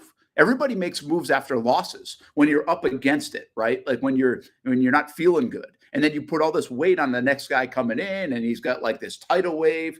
Well, what about doing it after a win when you finally get a W, but you're like, this still ain't good enough. Like we're masked in a win, but we still stink on offense. You know what I mean? Yeah, I mean, I get what you're saying here, but at the same time, for as much money as you're paying him, I feel like if you just say we're going to go a different direction, all the boosters, all the NIL people are going to be like, well, then where's my money going to? They may be asking for a refund, and then you could put the program in jeopardy, Brent. So I get what you're saying, but if you win, you win. And make no mistake, like I'm not sure how good Cal is, but they were undefeated as well, and now they came from the West Coast. But still, I mean, it looks good on your resume, I guess, if you get that win. Yeah. So, I mean, Florida State gets one. They go to – who are they playing? They're playing 8 o'clock Saturday night. Who are they going to? SMU. Oh, that's going to be a tough one. That's a tough one. Yeah. Mm-hmm. SMU's good. SMU's better than Florida State. And then they go to Clemson, who, since putting up 3 points against Georgia, has put up about 50 every week since, including NC State. I forget who said this to me. Maybe I don't know if it was my kid or somebody else. I can't remember, but maybe we wrote off Clemson a little bit too early. Yeah. It looks like that. I mean, I don't know if they're like contenders, but everybody's like down on Dabo. And I mean, you do forget the guy built Clemson into a 2-time national champ, right? Yeah. Help having Trevor Lawrence and everything. But yeah, I mean. And Deshaun. And Deshaun. Yeah, it's all right. Good Deshaun. But, good Deshaun. Well, and I think what you're seeing a little bit is development at the quarterback position from them too. And maybe even though and development, right? Maybe are we getting that because you're not getting the transfer. He's not a transfer portal guy. So now you're seeing development, which is again, I'm so stunned, guys, the fact that these non-power fives are competing to the degree they are competing. I mean, the eye-popping score this week was James Madison scored 70 against North Carolina. Holy 70 cow, against North But why is this happening? Why is Northern Illinois? Why is Memphis? Why now? Some of these programs have been pretty good anyway. Memphis just lost. I thought this was going to be this separation, right? And I said this already last couple of weeks, but I thought it was going to be separation of the haves and have-nots once you factor in transfer portal and NIL, that the Power Five and the Group of Five and everybody else is just going to go this way. Well, what we're seeing initially is it's actually looks like it's going this way. Yeah. That's stunning to me. And maybe it's just the early returns. When we see it over 2, 3, 4 years, it will be different. Or, like I mentioned, we're getting the college basketball world. We're getting Kentucky against Butler. And we're getting guys that you developed, programs that don't have to deal with that BS overall that these other programs are distracted by and just trying to buy their guys and bring guys in. And you have no chemistry. You have no development. You have high expectations. You have missed free agents, if you will. You don't have that world in a lot of these other places. Maybe a small degree of some of that in some spots, but maybe you're better off and put you in a position to get paid $1.5 million and still beat these guys. Yeah, no, for real. I mean, is there anything like I can't imagine being like, I mean, for instance, you talk about Northern Illinois and the Notre Dame. Like, imagine paying somebody whatever $1.5 million to come play you. Oh, and by the way, they beat you. Like, I don't know, man. That as someone who's frugal like me, I would have a hard time writing that check, Brent. And I understand the coach isn't writing the check, but as an AD, whoever's writing that check and getting it cashed on, man, I would hate doing that. That's a lot of money to purchase your own team's secrets and the game plan against yourself. Yeah, that was Notre Dame too. actually, it turns out, winning out and then still making the playoff, they're going to look back and like, oh, okay. That $1.5 million was worth it to figure out everything NIU knew how to beat us, because if y'all saw that soundbite, the NIU coach was like, yeah, I called him right after the game and told him everything we do. Let me ask you this. Let me ask you this. If you're the coach of Notre Dame, and I get it, man, like it's all about relationships and all this stuff. It's all about how good he looks. Yeah, for sure. But if you're the coach of Notre Dame and you get embarrassed at home by Northern Illinois, are you going to talk to Northern Illinois' coach then and be like, hey, so how'd you guys beat us? Like, what'd you guys see? No, dude, I would be so pissed. I would just be like, take your money and get the bleep out of here. I want nothing to do with you. Yeah, it is a different world, right? I agree with you. I would be the same way. And but it doesn't work that way. And obviously there's tremendous respect for what each other does. And that guy, that was a great win. By the way, Notre Dame was struggling in the second quarter against Miami of Ohio, who is 0-2. So I don't really know how good Notre Dame is to begin with. Maybe they will win out. Their schedule isn't crazy by any means, but it's and Northern Illinois lost to Buffalo this weekend. They got in the top 25 and then they lose to Buffalo. So, I mean, it's just a wild world right now, I think, in college athletics and in the sport of football. I did not anticipate this being this way. And Miami looks like they keep rolling. I think it's worth noting. We've got the big one coming up with Georgia, Alabama this week, but Miami keeps rolling. And this is going to be one of these years where you get the quarterback. You've got a lot of other people and you've spent the money and you've got the resources and you kind of build it all together. And Cristobal already knows how to recruit a little bit. And then on top of it, your schedule's so dang soft and everything kind of falls in your favor that it looks probably better than it is, but at least they're taking care of business. I mean, when in a world where Florida State loses to Memphis, in a world where North Carolina loses and gives up 70 to James Madison, in a world where Notre Dame loses to Northern Illinois, hey, Hamby, give credit to Miami. They ain't doing that. They're rolling people. Yeah, and that's, you got to still give credit even when you beat lesser opponents, because we see upsets all the time. You have to beat the teams that you're supposed to beat, and they're going to have an interesting November, I guess. I mean, you try to find interesting games on their schedule. They play at Georgia Tech and at Syracuse. Syracuse just took a bad loss, but they've shown that they can play with teams. but it really just does look like a cakewalk for Miami. Maybe it's a good year for FSU to have a down year if they have to have one, and be back next year when Miami has a harder schedule and FSU probably has an easier one. Because, I mean, it doesn't take Miami being that good to win out, whereas FSU, they have Notre Dame, they have Miami, they have Clemson, and Miami doesn't have Notre Dame or Clemson. Yeah, pretty wild. One last thing. Did you hear Herb Street, I think, said this on, and I never really put it in these terms. I probably just missed this around here. The Gators have averaged 7-5 over the last decade now. Did you hear that? They've averaged 7-5. That makes me happy. That really rings. You know, they've struggled and been bad, and then Mullen also at times was good. But if you really project that out, I mean, that's crazy. Like, it doesn't seem like it should be that bad, although I also would say I do think Florida's base doesn't understand sometimes that they've only been good for about 12% of the history of their football program. Uh-oh. They've only been elite. Brent. I should say. They've been elite. Yeah. They've been elite during the Spurrier years, and they were elite during the Urban years. I'm not trying to hammer Florida. That's the reality if you look at it. But I think even me and everybody else, because of the brand, because of what we know about the Gators, and especially that recent history from the 90s to today, or at least through 2010 when Urban was there, that was a heck of a run for 20 years or 15, 20 years. And it all happened right there. But before that, we got to remind ourselves, they weren't like a national championship contender each and every year. And since then, they haven't been either. So that's maybe a little bit more concerning than anything is, are they going back to the 1980s, 70s, 60s, like the old days of Florida football in this new landscape of college football? I'm not saying they should, but they certainly aren't Alabama. They don't have that history of through the years. You know, you've had some highs and lows and always been a national championship contender. Even the Oklahomas, the USCs, like those programs have had that.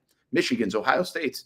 Florida is a 90s and mid-2000s program when it comes to elite. And that's about it. Man, I'm just talking about this, though. I'm like, man, I would take a decade of just nonstop winning in Jacksonville right now. Like, oh, my gosh. Just so good. Just score and sprinkle on a decade, man. It's just give me a decade. Just give me 10 years worth, man. Give me my 40s to my 50s, or my 35s to my 45, whatever that case may be, man. Just a 10-year span of hanging up banners, of just like, yeah, man, once again, it's gonna be our year in the division, but now can we go to the big one? Give me 10 years of that, Brent, and I'll be happy. The one thing where I'd go for 5. Yeah. Hey, give me Brent. Just give me 3 at this point, please. Just give me. Give me retirement. We're celebrating winning seasons back to back and trying to hang the banners like the Colts. So I don't know what we're trying to do right now. What do you got, Hamby? The only I totally understand that. Yeah, I'm all for Brent. You saying that Florida fans are almost self-deceived of how good they think they are in their this elite program. The only way I can kind of agree that they should think that is just because how few national champions we've had. In the last 15 years, we've had 7 national championship teams. The same teams win. So because they're still grouped with all of those, Bama, Georgia, Clemson, FSU was the one-timer, but so they still almost think of themselves there because there's not like we've had 15 different national champions and there's been 15 teams that have won it since them. Spoken like a true UCF fan right there. Yep. Oh, come on. Yep.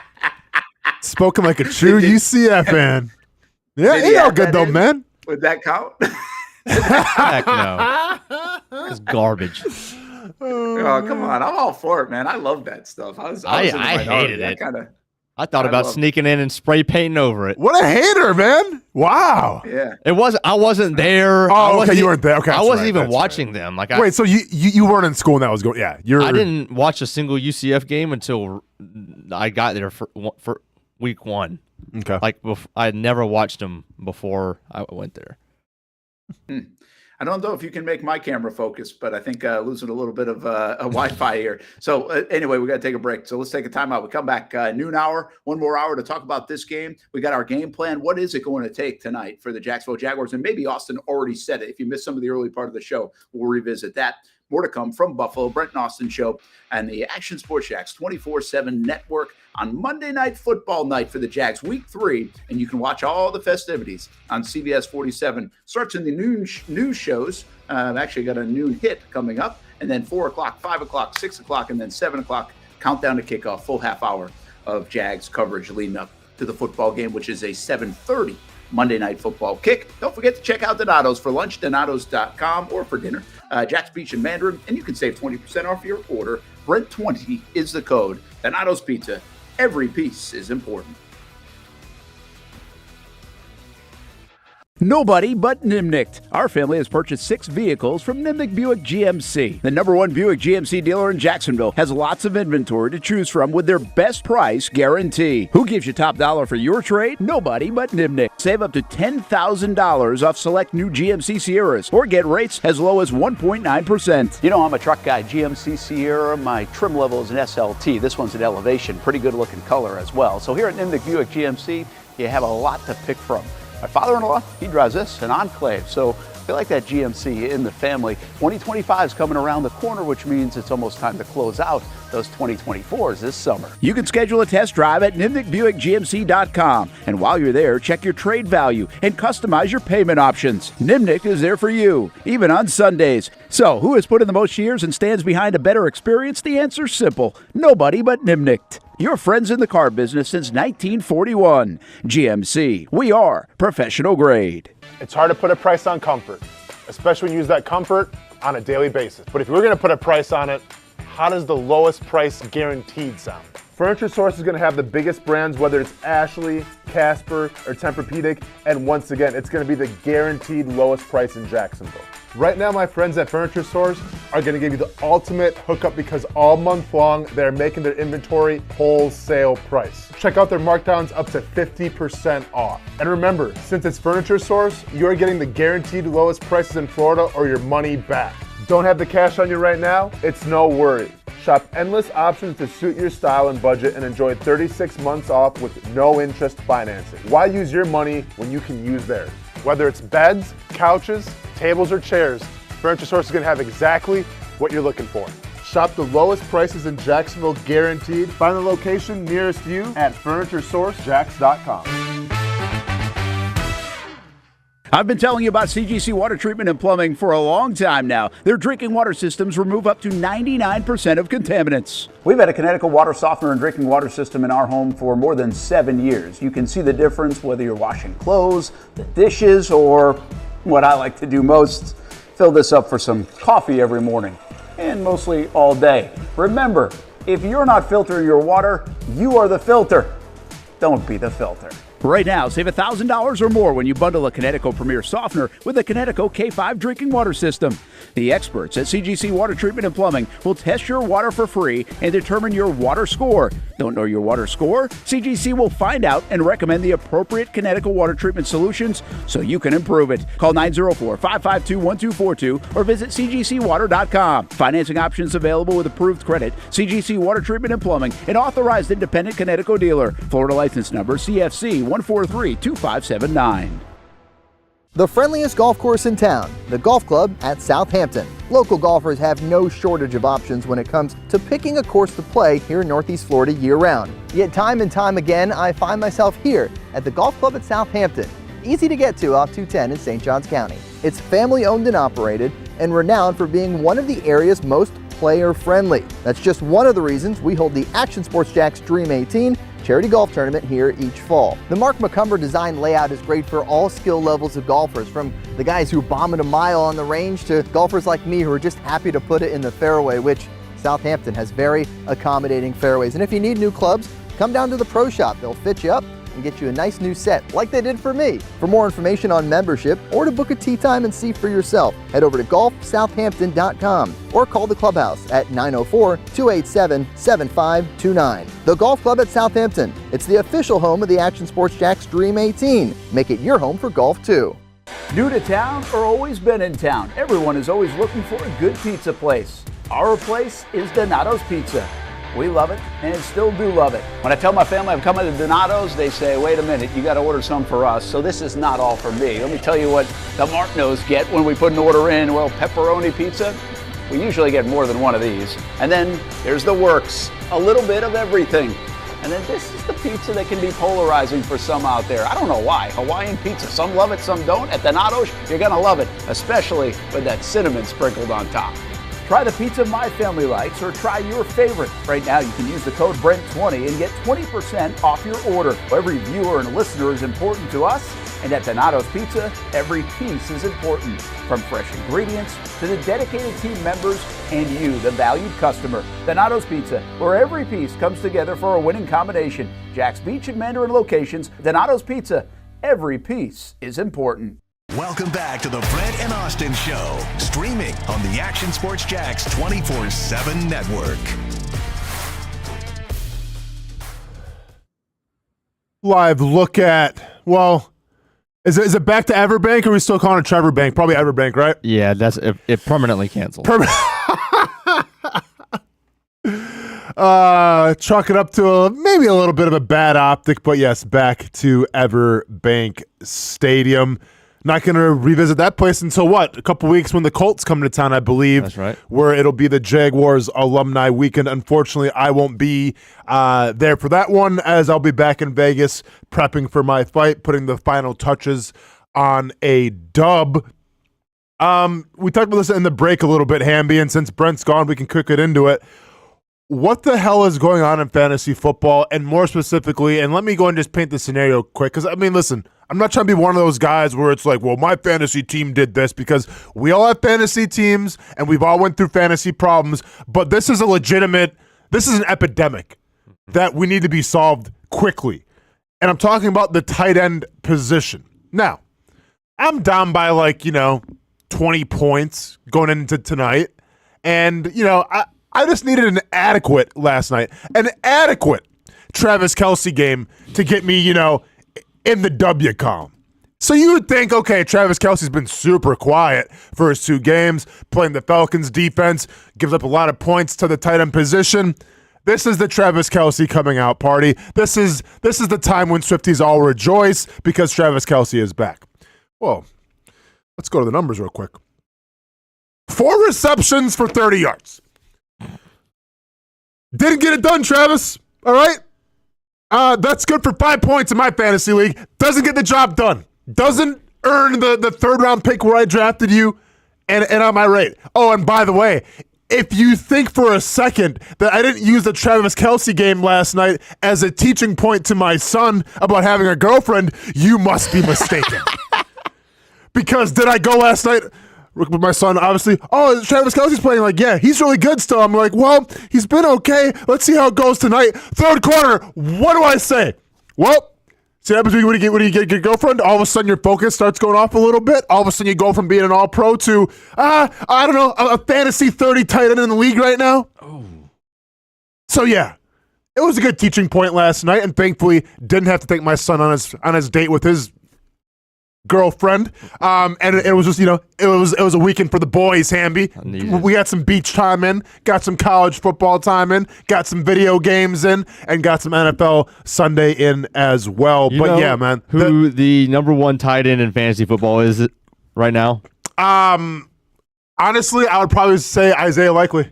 Okay, he's third. That's a good guess. Okay, it's Goddard just because of last night. Because he had about 200 yards receiving. Yeah, he had 13 points going into last night. Now he has 40. Yeah. So I had a big parlay yesterday. All I needed was Trey McBride to beat Trey McBride. Trey McBride could not beat Trey McBride because, well, I guess Marvin Harrison Jr. is now officially a thing. Is this kind of and I get it, Hamby, we're super early on in the NFL season, so let's temper expectations a little bit. Let's see how it all shakes out. Are we kind of seeing, though, a resurgence of the tight end position not really mattering that much? I mean, you said Mark Andrews. What was Mark Andrews' numbers yesterday? Well, nothing. Yeah. I don't think he had a catch. Yeah. And I think, I didn't watch the game. But it said he had 1 target, and I think Twitter said he went for 4 or 5 routes all game.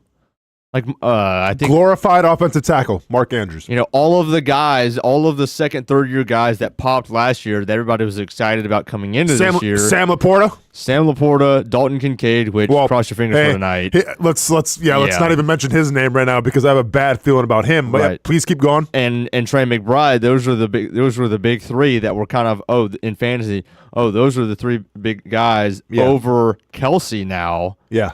And none of them have really done anything. It's wild, and I feel like Brock Bowers is doing all right. Yeah, Bowers is second. Yeah, man, he was first before Goddard.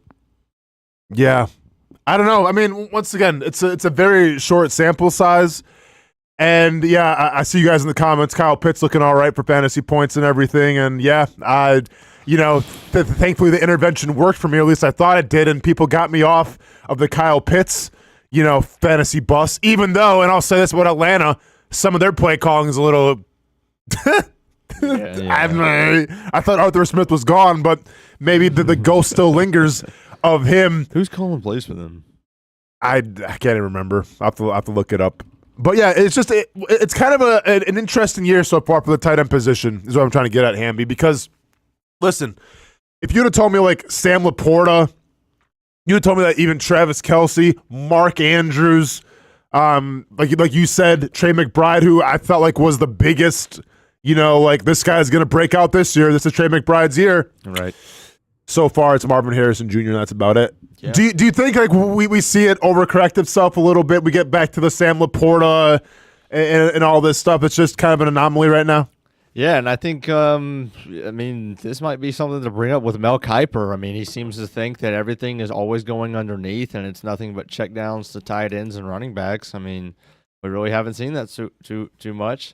But I think we go back to Brian Thomas Jr., right, and how much the Cardinals feature MHJ, how much the Giants have featured Neighbors. Yeah. Odunze's getting more involved. Yeah. But I think what you haven't still found, and again, this comes back to the amount of plays that the Jaguars have ran, like 50 and 55, which Press in his press conference over the weekend said, look, when we played the Bills last year in London, I think we ran 80 plays. Mm-hmm. Right? Mm-hmm. And that all goes back to third down conversion. It was his point. And it does because obviously you stay on the field. You have a lot more opportunities to spread the ball around. That's why Kirk has like 2 catches on the year. Obviously we haven't had Evan Ingram, but everybody gets more opportunities. Everything is benefited by a simple third down conversion. So I've said since last week, and I understand everybody obviously on Twitter being furious that Brian Thomas isn't featured more. I totally get it. I love to see him get 8 targets instead of 4.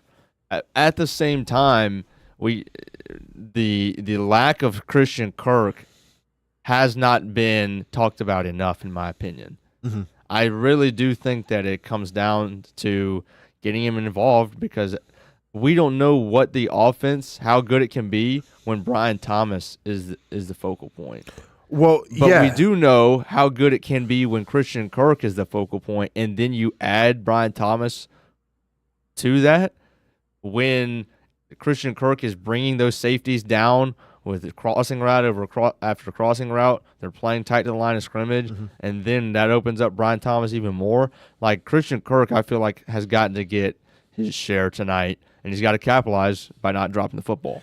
Yeah, I mean, if you look at props right now, a lot of people are on Christian Kirk to get the over just because they feel like the first couple weeks have been an anomaly, right?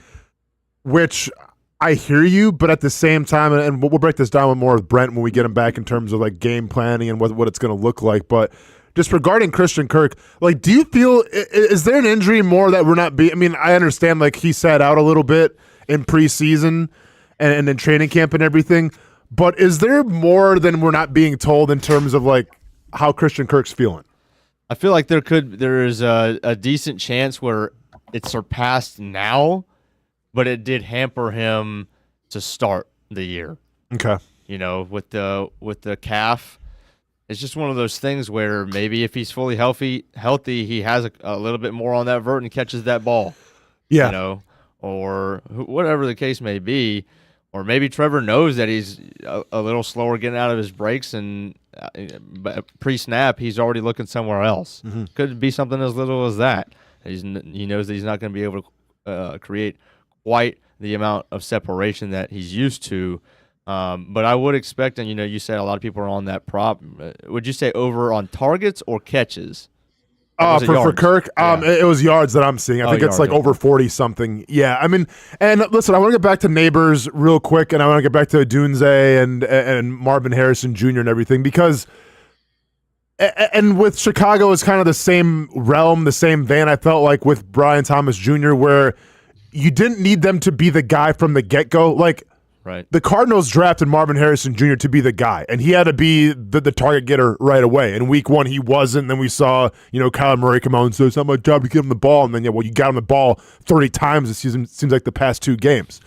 And with Neighbors, you felt like, well, either you get him the ball or it's going to combust, because you get the feeling that he's kind of a diva a little bit. And I mean that with respect to a wide receiver, I get it. But you get the sense that if he didn't get the ball, it would be problems in New York and problems with Daniel Jones. With Brian Thomas Jr., I said, just ease him into it. You don't need him to be the guy. You got Christian Kirk. You got Evan Ingram. You got Travis Etienne. You got all these other guys at your disposal where you don't need him to go out and have, a 1,500-yard receiving season for his rookie year. Just, throw him the ball when need be. We're in week 3 now. I'm saying, well, you got to feed him the ball because he's probably your best option.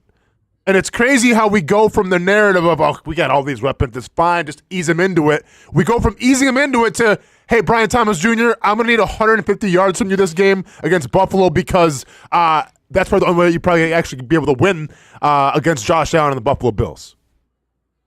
Yeah, it's pretty, it's pretty interesting, guys, as you bring that up, and I'm thinking through it. I think the last thing you just said, Austin, is really wild in Jacksonville. Remember last year, they make the playoffs, their offense is clicking, Trevor's playing well, and then you're like, oh, you add Calvin Ridley to the mold, right? And so now you've got Ingram and Kirk and Etienne, Zay Jones and Ridley, and like, here we go, man. Not everybody might take those guys in fantasy football, but this is an offense that's going to cook. Well, Zay Jones gets hurt. Calvin Ridley really got off to a slow start. It was an inconsistent start. Then later in the year, Kirk gets hurt. And so it never really comes together the way you envisioned it coming together. You go into this year, you're like, all right, maybe with a little more hesitation because of last year. You don't know what you're going to get from Brian Thomas Jr., but you're right. You said ease him in because you have Kirk and you have Ingram. And you figure Gabe Davis, you don't know if he's going to be great and take a step, but you know at least what he is. And then Etienne and Bigsby and all the rest. So here we think, again, this offense is going to move and be able to distribute all over the place. Well, 3 games into the year, Evan Ingram's missed 2 games. Christian Kirk has 2 catches so far. 1 game where he had 1 catch for a negative yard. And really the guys that have been probably better than you would have thought in the early going are the guys that are new. Gabe Davis has been pretty good. And I think Brian Thomas has been good. Again, they're not getting the football enough to everybody to know exactly who's great.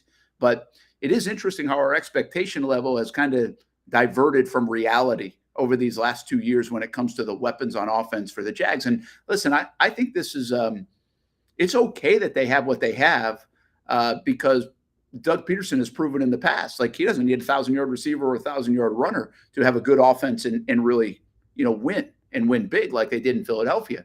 But they do need to have a good offensive line. I think what's interesting in this conversation when you bring in Neighbors, Odunze, and Harrison and Brian Thomas Jr. is it looks like all of them are pretty good.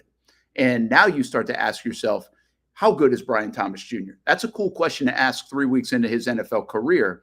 And do we have one of those Kirk Cousins to Justin Jefferson, now Sam Darnold, but Kyler Murray to Marvin Harrison Jr., look at how much better a Neighbors, when you make sure he gets the ball, is getting even a Daniel Jones yesterday. I don't know if that will continue, but at least for that day.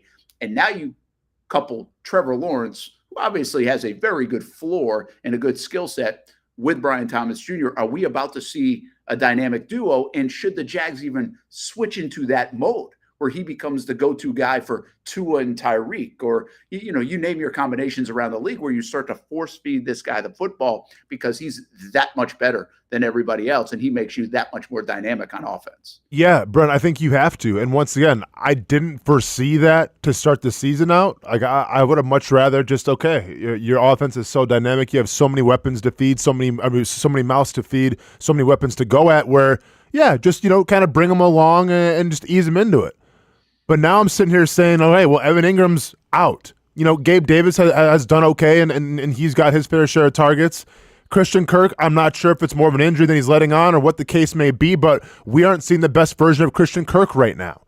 And, you know, with Parker Washington, like, we'll see if they somehow implement him even more into the game plan. But right now I think Brian Thomas Jr. as a rookie is probably your most dependable receiver that you have. Not to take anything away from Gabe Davis, because Gabe Davis has done his part as well, but I just think in terms of what you can get out of somebody, I think it's Brian Thomas Jr. So it's wild that I'm sitting here week 3 of what I thought you had on offense, and once again, injuries play a count into this, and injuries play a count into every single team, but losing Evan Ingram is huge. And I think now you have to look at yourself and say, all right, well, if Kirk's dealing with something, then let him deal with it, but Brian Thomas Jr., deep balls, whatever, bubble screens, however you want to do it, just get that guy the ball, because good things seem to happen when you throw the ball his way. Hamby, this is a question we asked earlier last week. We're wondering how much this is a good football. I think they have a lot of good players on the football team. What you wonder is, in this league, do you have that game-changing player? We brought this up in the last couple of weeks, and is the guy that's going to make the play. And I think this was off the Miami game, because I asked this question, because if you looked at Miami, the 2 guys that made game-changing plays, Tyreek Hill, he's one of those dudes in the NFL. The other guy was Jalen Ramsey on the 4th and 1 that went all the way across the line of scrimmage. Well, he's one of those guys in the NFL. And again, this is not a knock on anybody that's on the Jags. I think there's a lot of good football players. But in this league, Patrick Mahomes and Travis Kelce over the years, those kind of guys have been this much better. They're difference makers. In the 1% game, they're the 1% of the 1%. And you don't have a team littered with that across the league. I mean, you usually end up with 2, 3 of those guys if you're lucky, and maybe there's a 4th one somewhere like San Francisco. It feels like they've got a bunch of those kind of guys, right? Yeah. So, but that's very abnormal, as we know. So I think you need one of those guys on each side of the ball, maybe 2 if you're fortunate. But maybe Brian Thomas is that. Maybe he has that. Like, I don't want to put that on him so early in his career, but what he's been able to see and show, maybe he's that. Maybe he's the guy that really is the guy that brings up even Trevor Lawrence to his capability, because BTJ is so good, Hamby. Yeah, I think if that's the case, then 0 people are complaining. It's just, but it is still a little bit of a letdown from what we thought we had coming in, because we, like Austin said, we didn't expect to have to rely on him. We thought anything that he gave us would be icing on the cake that would just make us that much better. But we had so much to depend on with all the guys that everybody still talked about how underrated Christian Kirk was. We talked about we spent a lot of time coming into this season talking about Brian Thomas Jr. We hope he's great. Yet Christian Kirk is still underrated. And I just feel from what I've watched from Press Taylor's press conferences that to Press Taylor, getting Christian Kirk going tonight is still a bigger deal than getting Brian Thomas Jr. more targets. That's interesting. I think it's a little bit of mental gymnastics, Austin. Remember, out loud I said, I haven't done the numbers yet, but I wonder how much Christian Kirk in wins has produced versus losses. Well, I did go back and do that in the last couple of days. And the reason I'm not screaming it from the mountaintops is because it actually didn't play out the way I thought, Austin. His numbers are pretty similar. So it's not like he's an all or nothing guy. I do think the continuity of the offense, the flow of the offense, the rhythm of the offense, that's where you find the Ingrams, the Kirks, and the ETNs. I think they help that out. That's why I keep shoving that other stat at you is that they were such a big part of this offense, 50% plus, that you have to still keep them involved to move the chains, to feel like there's a rhythm of the offense, to breed confidence into the offense. What I wonder about Brian Thomas Jr. is when it's third down and go, or it's, red zone, or it's final 2 minutes or 3 minutes of a football game, he might be the guy that you have to go to elevate the team, Austin. No, without a doubt. But, I think if anything so far in this NFL season, Brent, you can always take things away and kind of apply them to your own team, right? And I'm sitting here saying, I hit the panic button when Evan Ingram's out, okay? Because I think Evan Ingram is that much of a difference maker. I think he's that much of a mismatch where you need to see him back in there, right? And I think that is kind of a reason why this offense looks a little anemic and just can't get the job done. But then I look around the league, Brent, and I look at a team like the Los Angeles Rams, who going into yesterday were 0-2. Lost their top 2 wide receivers. Me and Hamby talked about this a little bit during the break. And it wasn't like you lost, some decent guys. You lost essentially 2 all-pros in Puka Nacua and Cooper Kupp. But you got a guy by the name of Jordan Whittington who doesn't even sounds like a politician more than anything. You have a guy in Tutu Atwell. You have a guy in DeMarcus Robertson. You have a guy in Tyler Johnson who I went to a school with Tyler Johnson. I thought it might have been him because I don't know who Tyler Johnson is, so I had to look him up a little bit. But my point is that they found a way to get the job done. Right now, a lot of that was on the back of Kyron Williams, had 24 rushes, and you had Ronnie Rivers come in there and get a couple rushes himself. I understand all of that, but you still found a way to win. And this is where play calling, this is where coaching comes into play. San Francisco, I get it right now. They're kind of, they're underachieving, right? They're 1-2, but it's not due to the offense. Right, because you have Brock Purdy right now, who, according to QBR, is a top 5 quarterback in the entire National Football League, who a lot of people want to say, Brock Purdy's a system quarterback. Well, is he? Because you lost your the running back, Christian McCaffrey, arguably the best offensive player in the entire NFL. You lose him. You lose Brandon Ayuk, who everyone's saying is a wide receiver 1. You're trying to get rid of him and everything. Enter Juwan Jennings out of nowhere, who has 3 touchdowns, and you don't skip a beat. So you're seeing these teams that, listen, we lose Evan Ingram, I'm hitting the panic button. They lose Cooper Kupp. They lose Puka Nacua. They lose Brandon Ayuk, and they don't miss a beat. And that's kind of my point here, Brent, where it's I understand Christian Kirk not playing his best right now. Yes, Evan Ingram's out. Yes, injuries happen. But the great teams, the great offensive-minded teams, it doesn't matter who you throw in there. They still find a way to get the job done. And maybe that point is more brought up more than any other team than Minnesota, who you lost McCarthy. You lost Hawkinson for a little bit. You've lost Addison. They're still doing the damn thing. And I get you have the best wide receiver in the game, and that's something, but you got the ball to other guys as well. And once again, the other guys, I've never heard of. Jalen Naylor, props to you. Never heard of Brandon Powell, good to hear from you. Johnny Munt, once again, doesn't sound like a football player to me, but making plays. That's what you got to do. Listen, so go ahead. Sorry. Yeah, it's a good point. I mean, I think I think those are very good examples. I agree with you. I'm trying to find the what's wrong on offense, right? Whether it's Kirk or Ingram or whatever it might be, and these teams are still being able to do it. And here's the thing. And I know we're getting fuzzy again, but hopefully you can hear me just fine. The thing that they all have in common, the Packers with Malik Willis, the Vikings with Darnold, the Rams, the Bills, what they've done. They've been running the football very effectively. Yeah. And some of that's out of their quarterback with Malik Willis yesterday, but I think they ran for 188 yards. I think Minnesota only ran for 118 yards. Aaron Jones had over 100.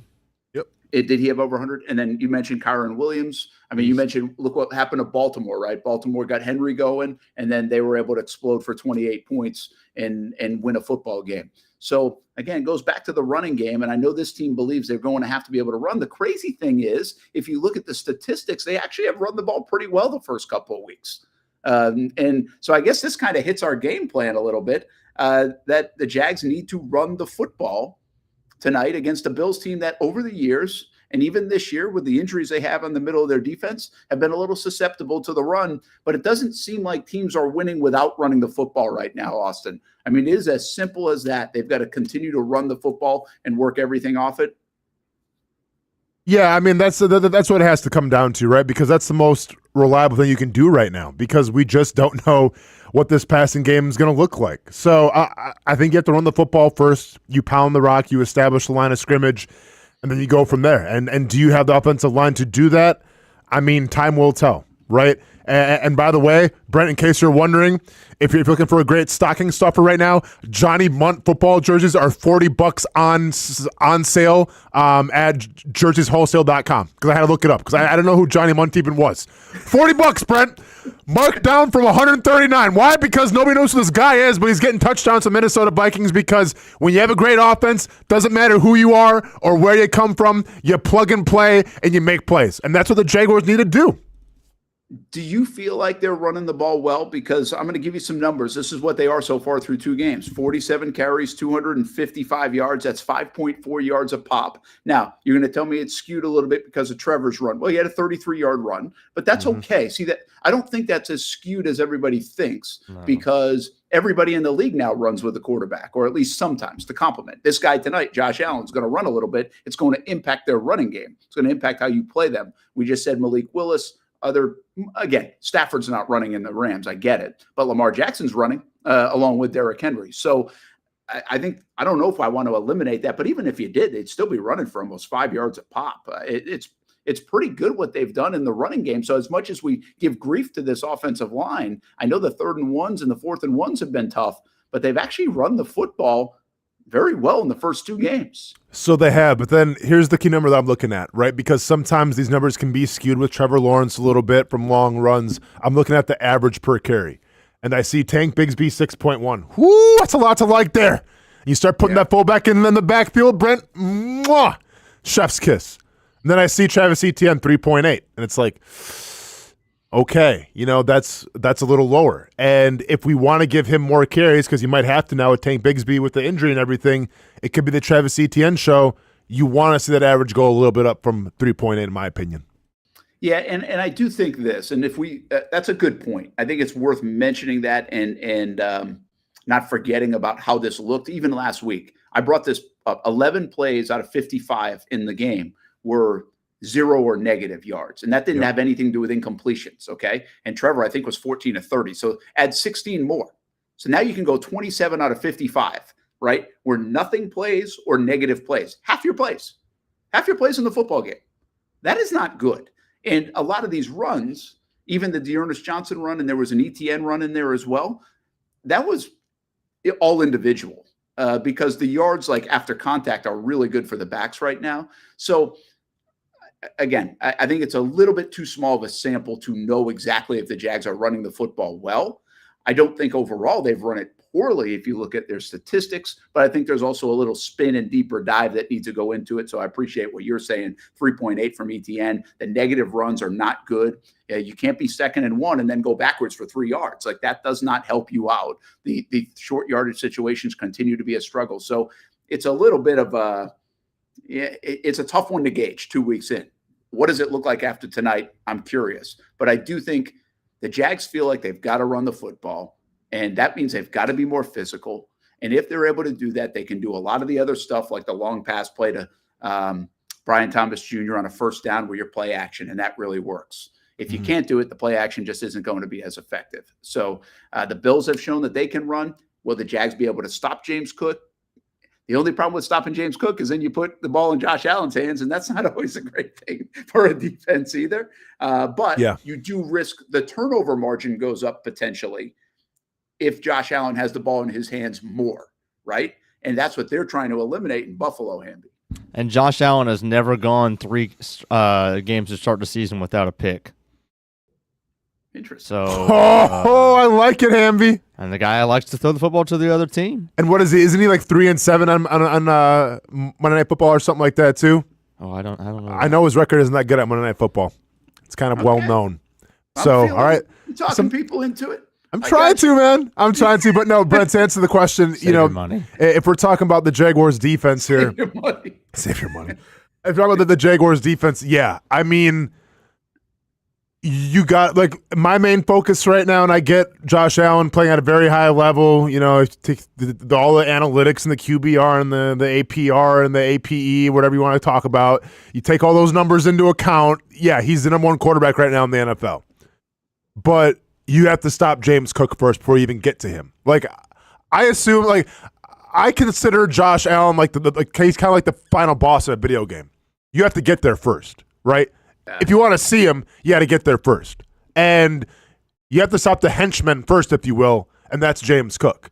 And we look at James Cook right now, dude's averaging 5 yards a carry. And his longest is 49 yards. Like, if you look at what James Cook does, like, is he the most explosive? I mean, here's the thing about James Cook. He's so deceiving because you look at him, he's like a bruiser, right? He lowers his shoulder, can deliver the blow, but he's also a pretty damn good receiver as well. Right now, he's third on this team in receiving yardage, and he's like fourth with targets, and he's fourth with receptions. So this is a guy who can kind of do it all. So you have to mind your P's and Q's when James Cook's in the game. He's not just going to be that bruiser between the tackles. He can be in the pass game as well, screen passes and things like that. But I feel like if you can shut him down and rely on Khalil Shakir to beat you, rely on Keenan Coleman to beat you, rely on, guys like Dawson Knox or Duncan Cade to beat you, then you might have a chance. And once again, I'm not trying to go above and beyond here and say the game's going to be over within the first quarter. But this reminds me a lot of that Tennessee game last year, the last game of the season, where you could kind of tell from the get-go when Derrick Henry got going, where it's like, this is going to be a long game for the Jacksonville Jaguars. And it was a game that you had to win, and you couldn't stop them. I feel like it's like the same thing now with James Cook and this Bills offense, where if you're in the first quarter and you see James Cook maybe get an 8-yard gain here and then maybe gets a 6-yard gain there and then like a 20-yard run here, if that starts happening, it could be a very long night for the Jacksonville Jaguars. Mission critical is the run game, stopping it tonight and also being able to do it to open things up on the offensive side. That is your Everbank game plan each and every Friday and Monday, but today, Monday and Tuesday. We'll see how that worked out tomorrow here on the Brent Austen Show when we join you actually from the YMCA in Riverside as High School Media Day will take place. So we'll be all over the place this week on the road. That is your Everbank game plan, and there is Everbank next home game against the Indianapolis Colts coming up in a couple of Sundays. And that, of course, will be Tom Coughlin into the Pride of the Jaguars Day as well. We'll put a bow on this show, talk a little bit more about this game and how we see it taking place with some predictions as well when we come back on the Brent Austen Show live from Buffalo.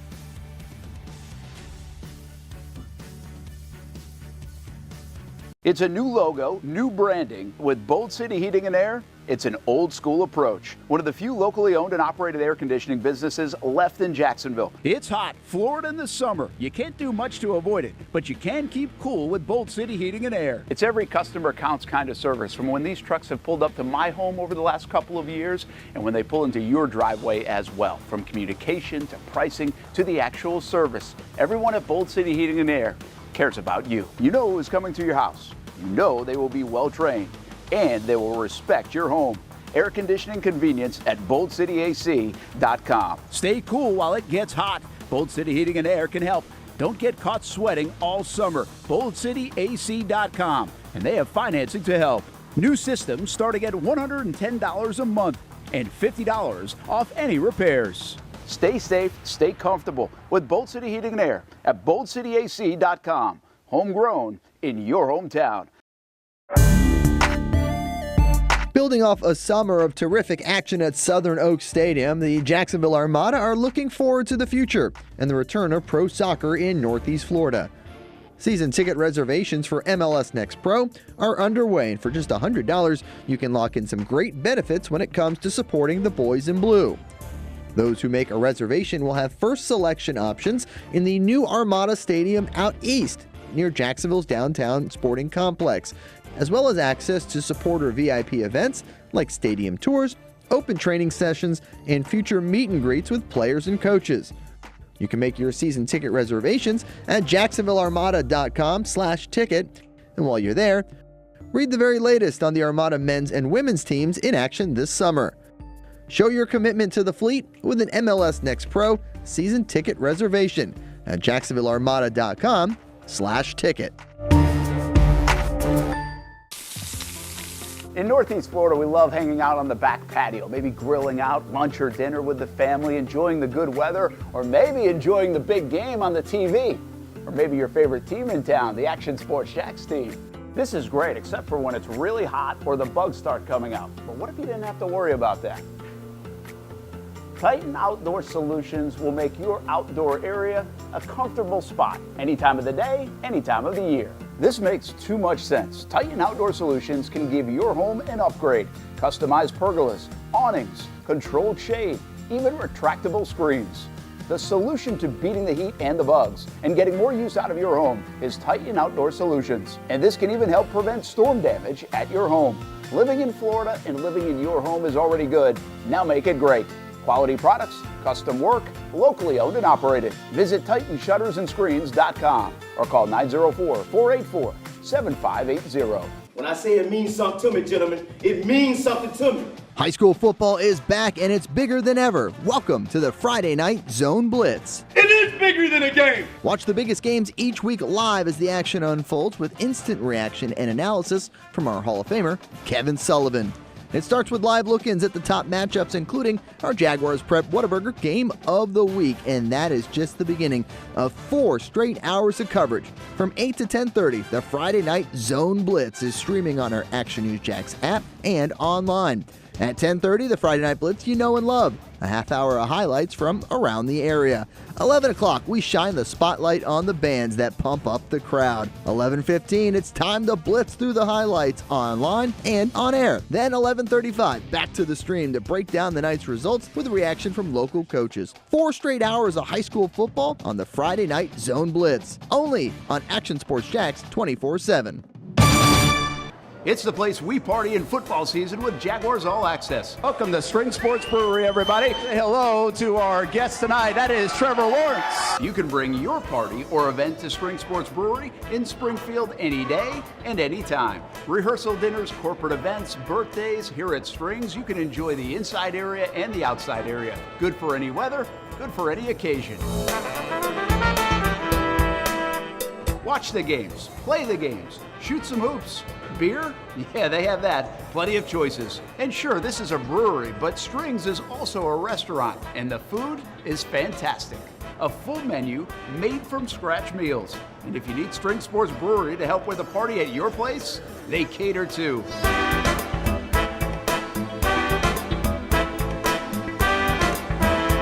Family, beer, food, sports. Spring Sports Brewery in Springfield. Welcome back to the Brent and Austen Show, streaming on the Action Sports Jacks 24/7 network. Hey, welcome back. That is Everbank Stadium, of course. I wonder what they're doing. Are they putting a new... It doesn't look like they'd be putting a new sod down. Is that all ripped up? What do you guys see? I mean, I don't know, man. Is that like I can't tell if that's like a tarp for something coming in or if that's like ripped up sod. Yeah, I mean, I don't know, man. Tarp, maybe? Brett, we're like 25,000 feet above the stadium. It's hard to tell. I know. I'm just asking. I mean, I can't figure it out either. But and it's not like your normal tarp. But what will happen sometimes? Let's just say when they have, I think when they have like a concert or monster trucks or something like that, when they have that in, I think they'll put this layer down like that looks that color as well, and so that way it protects at least some of the turf and grass. Yeah. But I don't think they have an event coming in town. I don't think there's anything coming in before the Jags game. But maybe I'm wrong. So I'll say this. Using my 2015 vision or whatever, it looks like you can kind of see like the 10, like the yard lines. Yeah. Brent, look how close this guy is. Oh, dude, I'm so close. What's up, man? Hey. All right. Yeah, so you can still see the lines and everything. So that leads me to believe that we're talking about tarp. But then why would the tarp be see-through? No, I think it would lead me to believe that there's sod. That's sod then. Okay. Yeah, I think they're getting a new field. Okay. But already, like, what's been there? They've had the preseason game, 2 of them. I like it. You lose at home, new field. I like that too.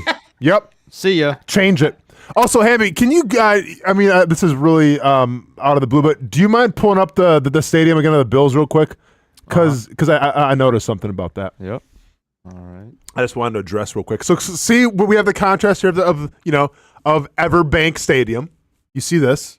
Got Daly's Place hanging off to the side of it. Daly's Place actually hosted Alanis Morissette over the weekend. Kind of excited to go to that big music weekend. I went to sing out loud down in St. Augustine. We got how was Gray that? And Eric Church. It was great, man. What a night. Yeah, wasn't like Nora Jones there too and everything? She was sing out loud. Hey, snore out loud. Am I right, Hamby?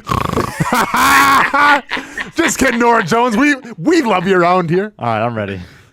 I don't know why I didn't. Yeah, but wasn't Nora Jones there too? No?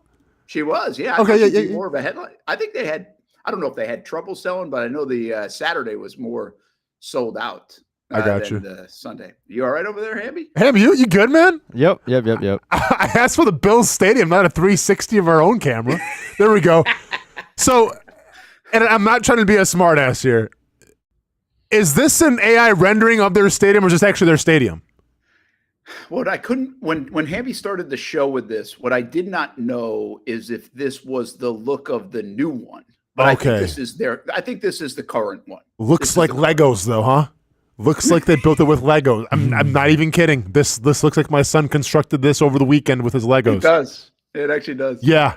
But I think, see how they have like the crane in this picture right there? That must mean that this is like the current stadium. Okay. You know what I'm saying? That's what gives it away to me. Yeah. Because the other one's not built. The other one's like going to be built. Well, you got to keep in mind too, Brent, if this was like a rendering of the new stadium, where are the ghosts then, right? Because then you have to have like the ghosts in there and everything to kind of showcase like, all right, the people are going to stand here, the people are going to be over there. Forgot about that. True. I was like, where's he going with this? Yeah, you guys remember the ghosts from the shrimp thing? That was like what? Like the second week of the show? Well, yeah. It's a big moment of our show. Poor Kim. By the way, the shrimp wrapped up their season yesterday. Yeah. How about that? Season is over. I think they finished 2 games under 500. They finished with, I think, a win on Sunday. So then their construction continues. If you've been over near the stadium, you'll see a lot what's going on in the outfield as they bring in that different entrance. So, man, it's going to really be the Four Seasons starting to take some shape downtown if you haven't been recently in Jacksonville. So that whole area, I think, is the next year going to look a lot different. Obviously, the next 3 years going to look a lot different. And that is just around the corner. Is starting to look at our London plans, which is not far away. And during that same week is the owner meetings. And I think then we start getting not only approval is what everybody's hoping for that week, but once that approval happens, then there'll be the decision probably later this year, this calendar year, of where they're going to play Gainesville, Orlando, and then those other things get set in motion. So big couple of months still to come. And, it would be much nicer if the Jaguars would win a few games and be in the mix and be relevant and all those things while all of this is going on. And they really should. I will tell you one thing that I did not have on my bingo card is that, and I know I'm a positive guy, but I think you even said this, Austin, a couple of weeks ago when we were bringing up the floor of this team. I did not have them like out of the race by mid-October. And I guess with 0-2 start, potentially 0-3 tonight, because playing a good Bills team, you go to Houston. I mean, could this be the disaster 0-4 start that nobody even really thought about? And then whatever happens after that, you just don't know. You don't know where the mentality of this franchise is. You don't know the mentality of anything. So let's hope that's not the case. But I couldn't even get my mind there. I just think they're too good of a football team to lose that many games in a row. And it's not like, at least at this point, knock on wood, they haven't been decimated by injuries. They've had to deal with injuries, but we're seeing a lot of other teams around the league far worse from an injury standpoint than the Jacksonville Jaguars. So I don't think leaning on that as an excuse can be it. Yeah, it can't be it at all because every team's going through injuries, Brent. And, yeah, I mean, listen, let's take it one game at a time here. But if we're here after 4 games talking about an 0-4 start, that'd be almost unheard of, because – And once again, I get we're still a long way to go. It's a marathon, not a sprint. But you think about all the optimism that we had in the offseason. And, listen, some teams, it's apparent when constructing a roster, when drafting, when getting free agents. Some teams are in a rebuild mode. Some teams are in win-now mode. And some teams just try to kind of keep what they have. And the Jaguars, you see, you're kind of in that win-now mode because you expect to win. With all the signings, with all the contracts, with Trevor getting paid, Josh Hans Allen getting paid, Tyson Campbell getting paid, bringing in your free agents and everything, it's all on paper that, all right, this is a team that's going to be expected to go to the playoffs and do something now because that's where we're at. This is what the signings, this is what the investment says.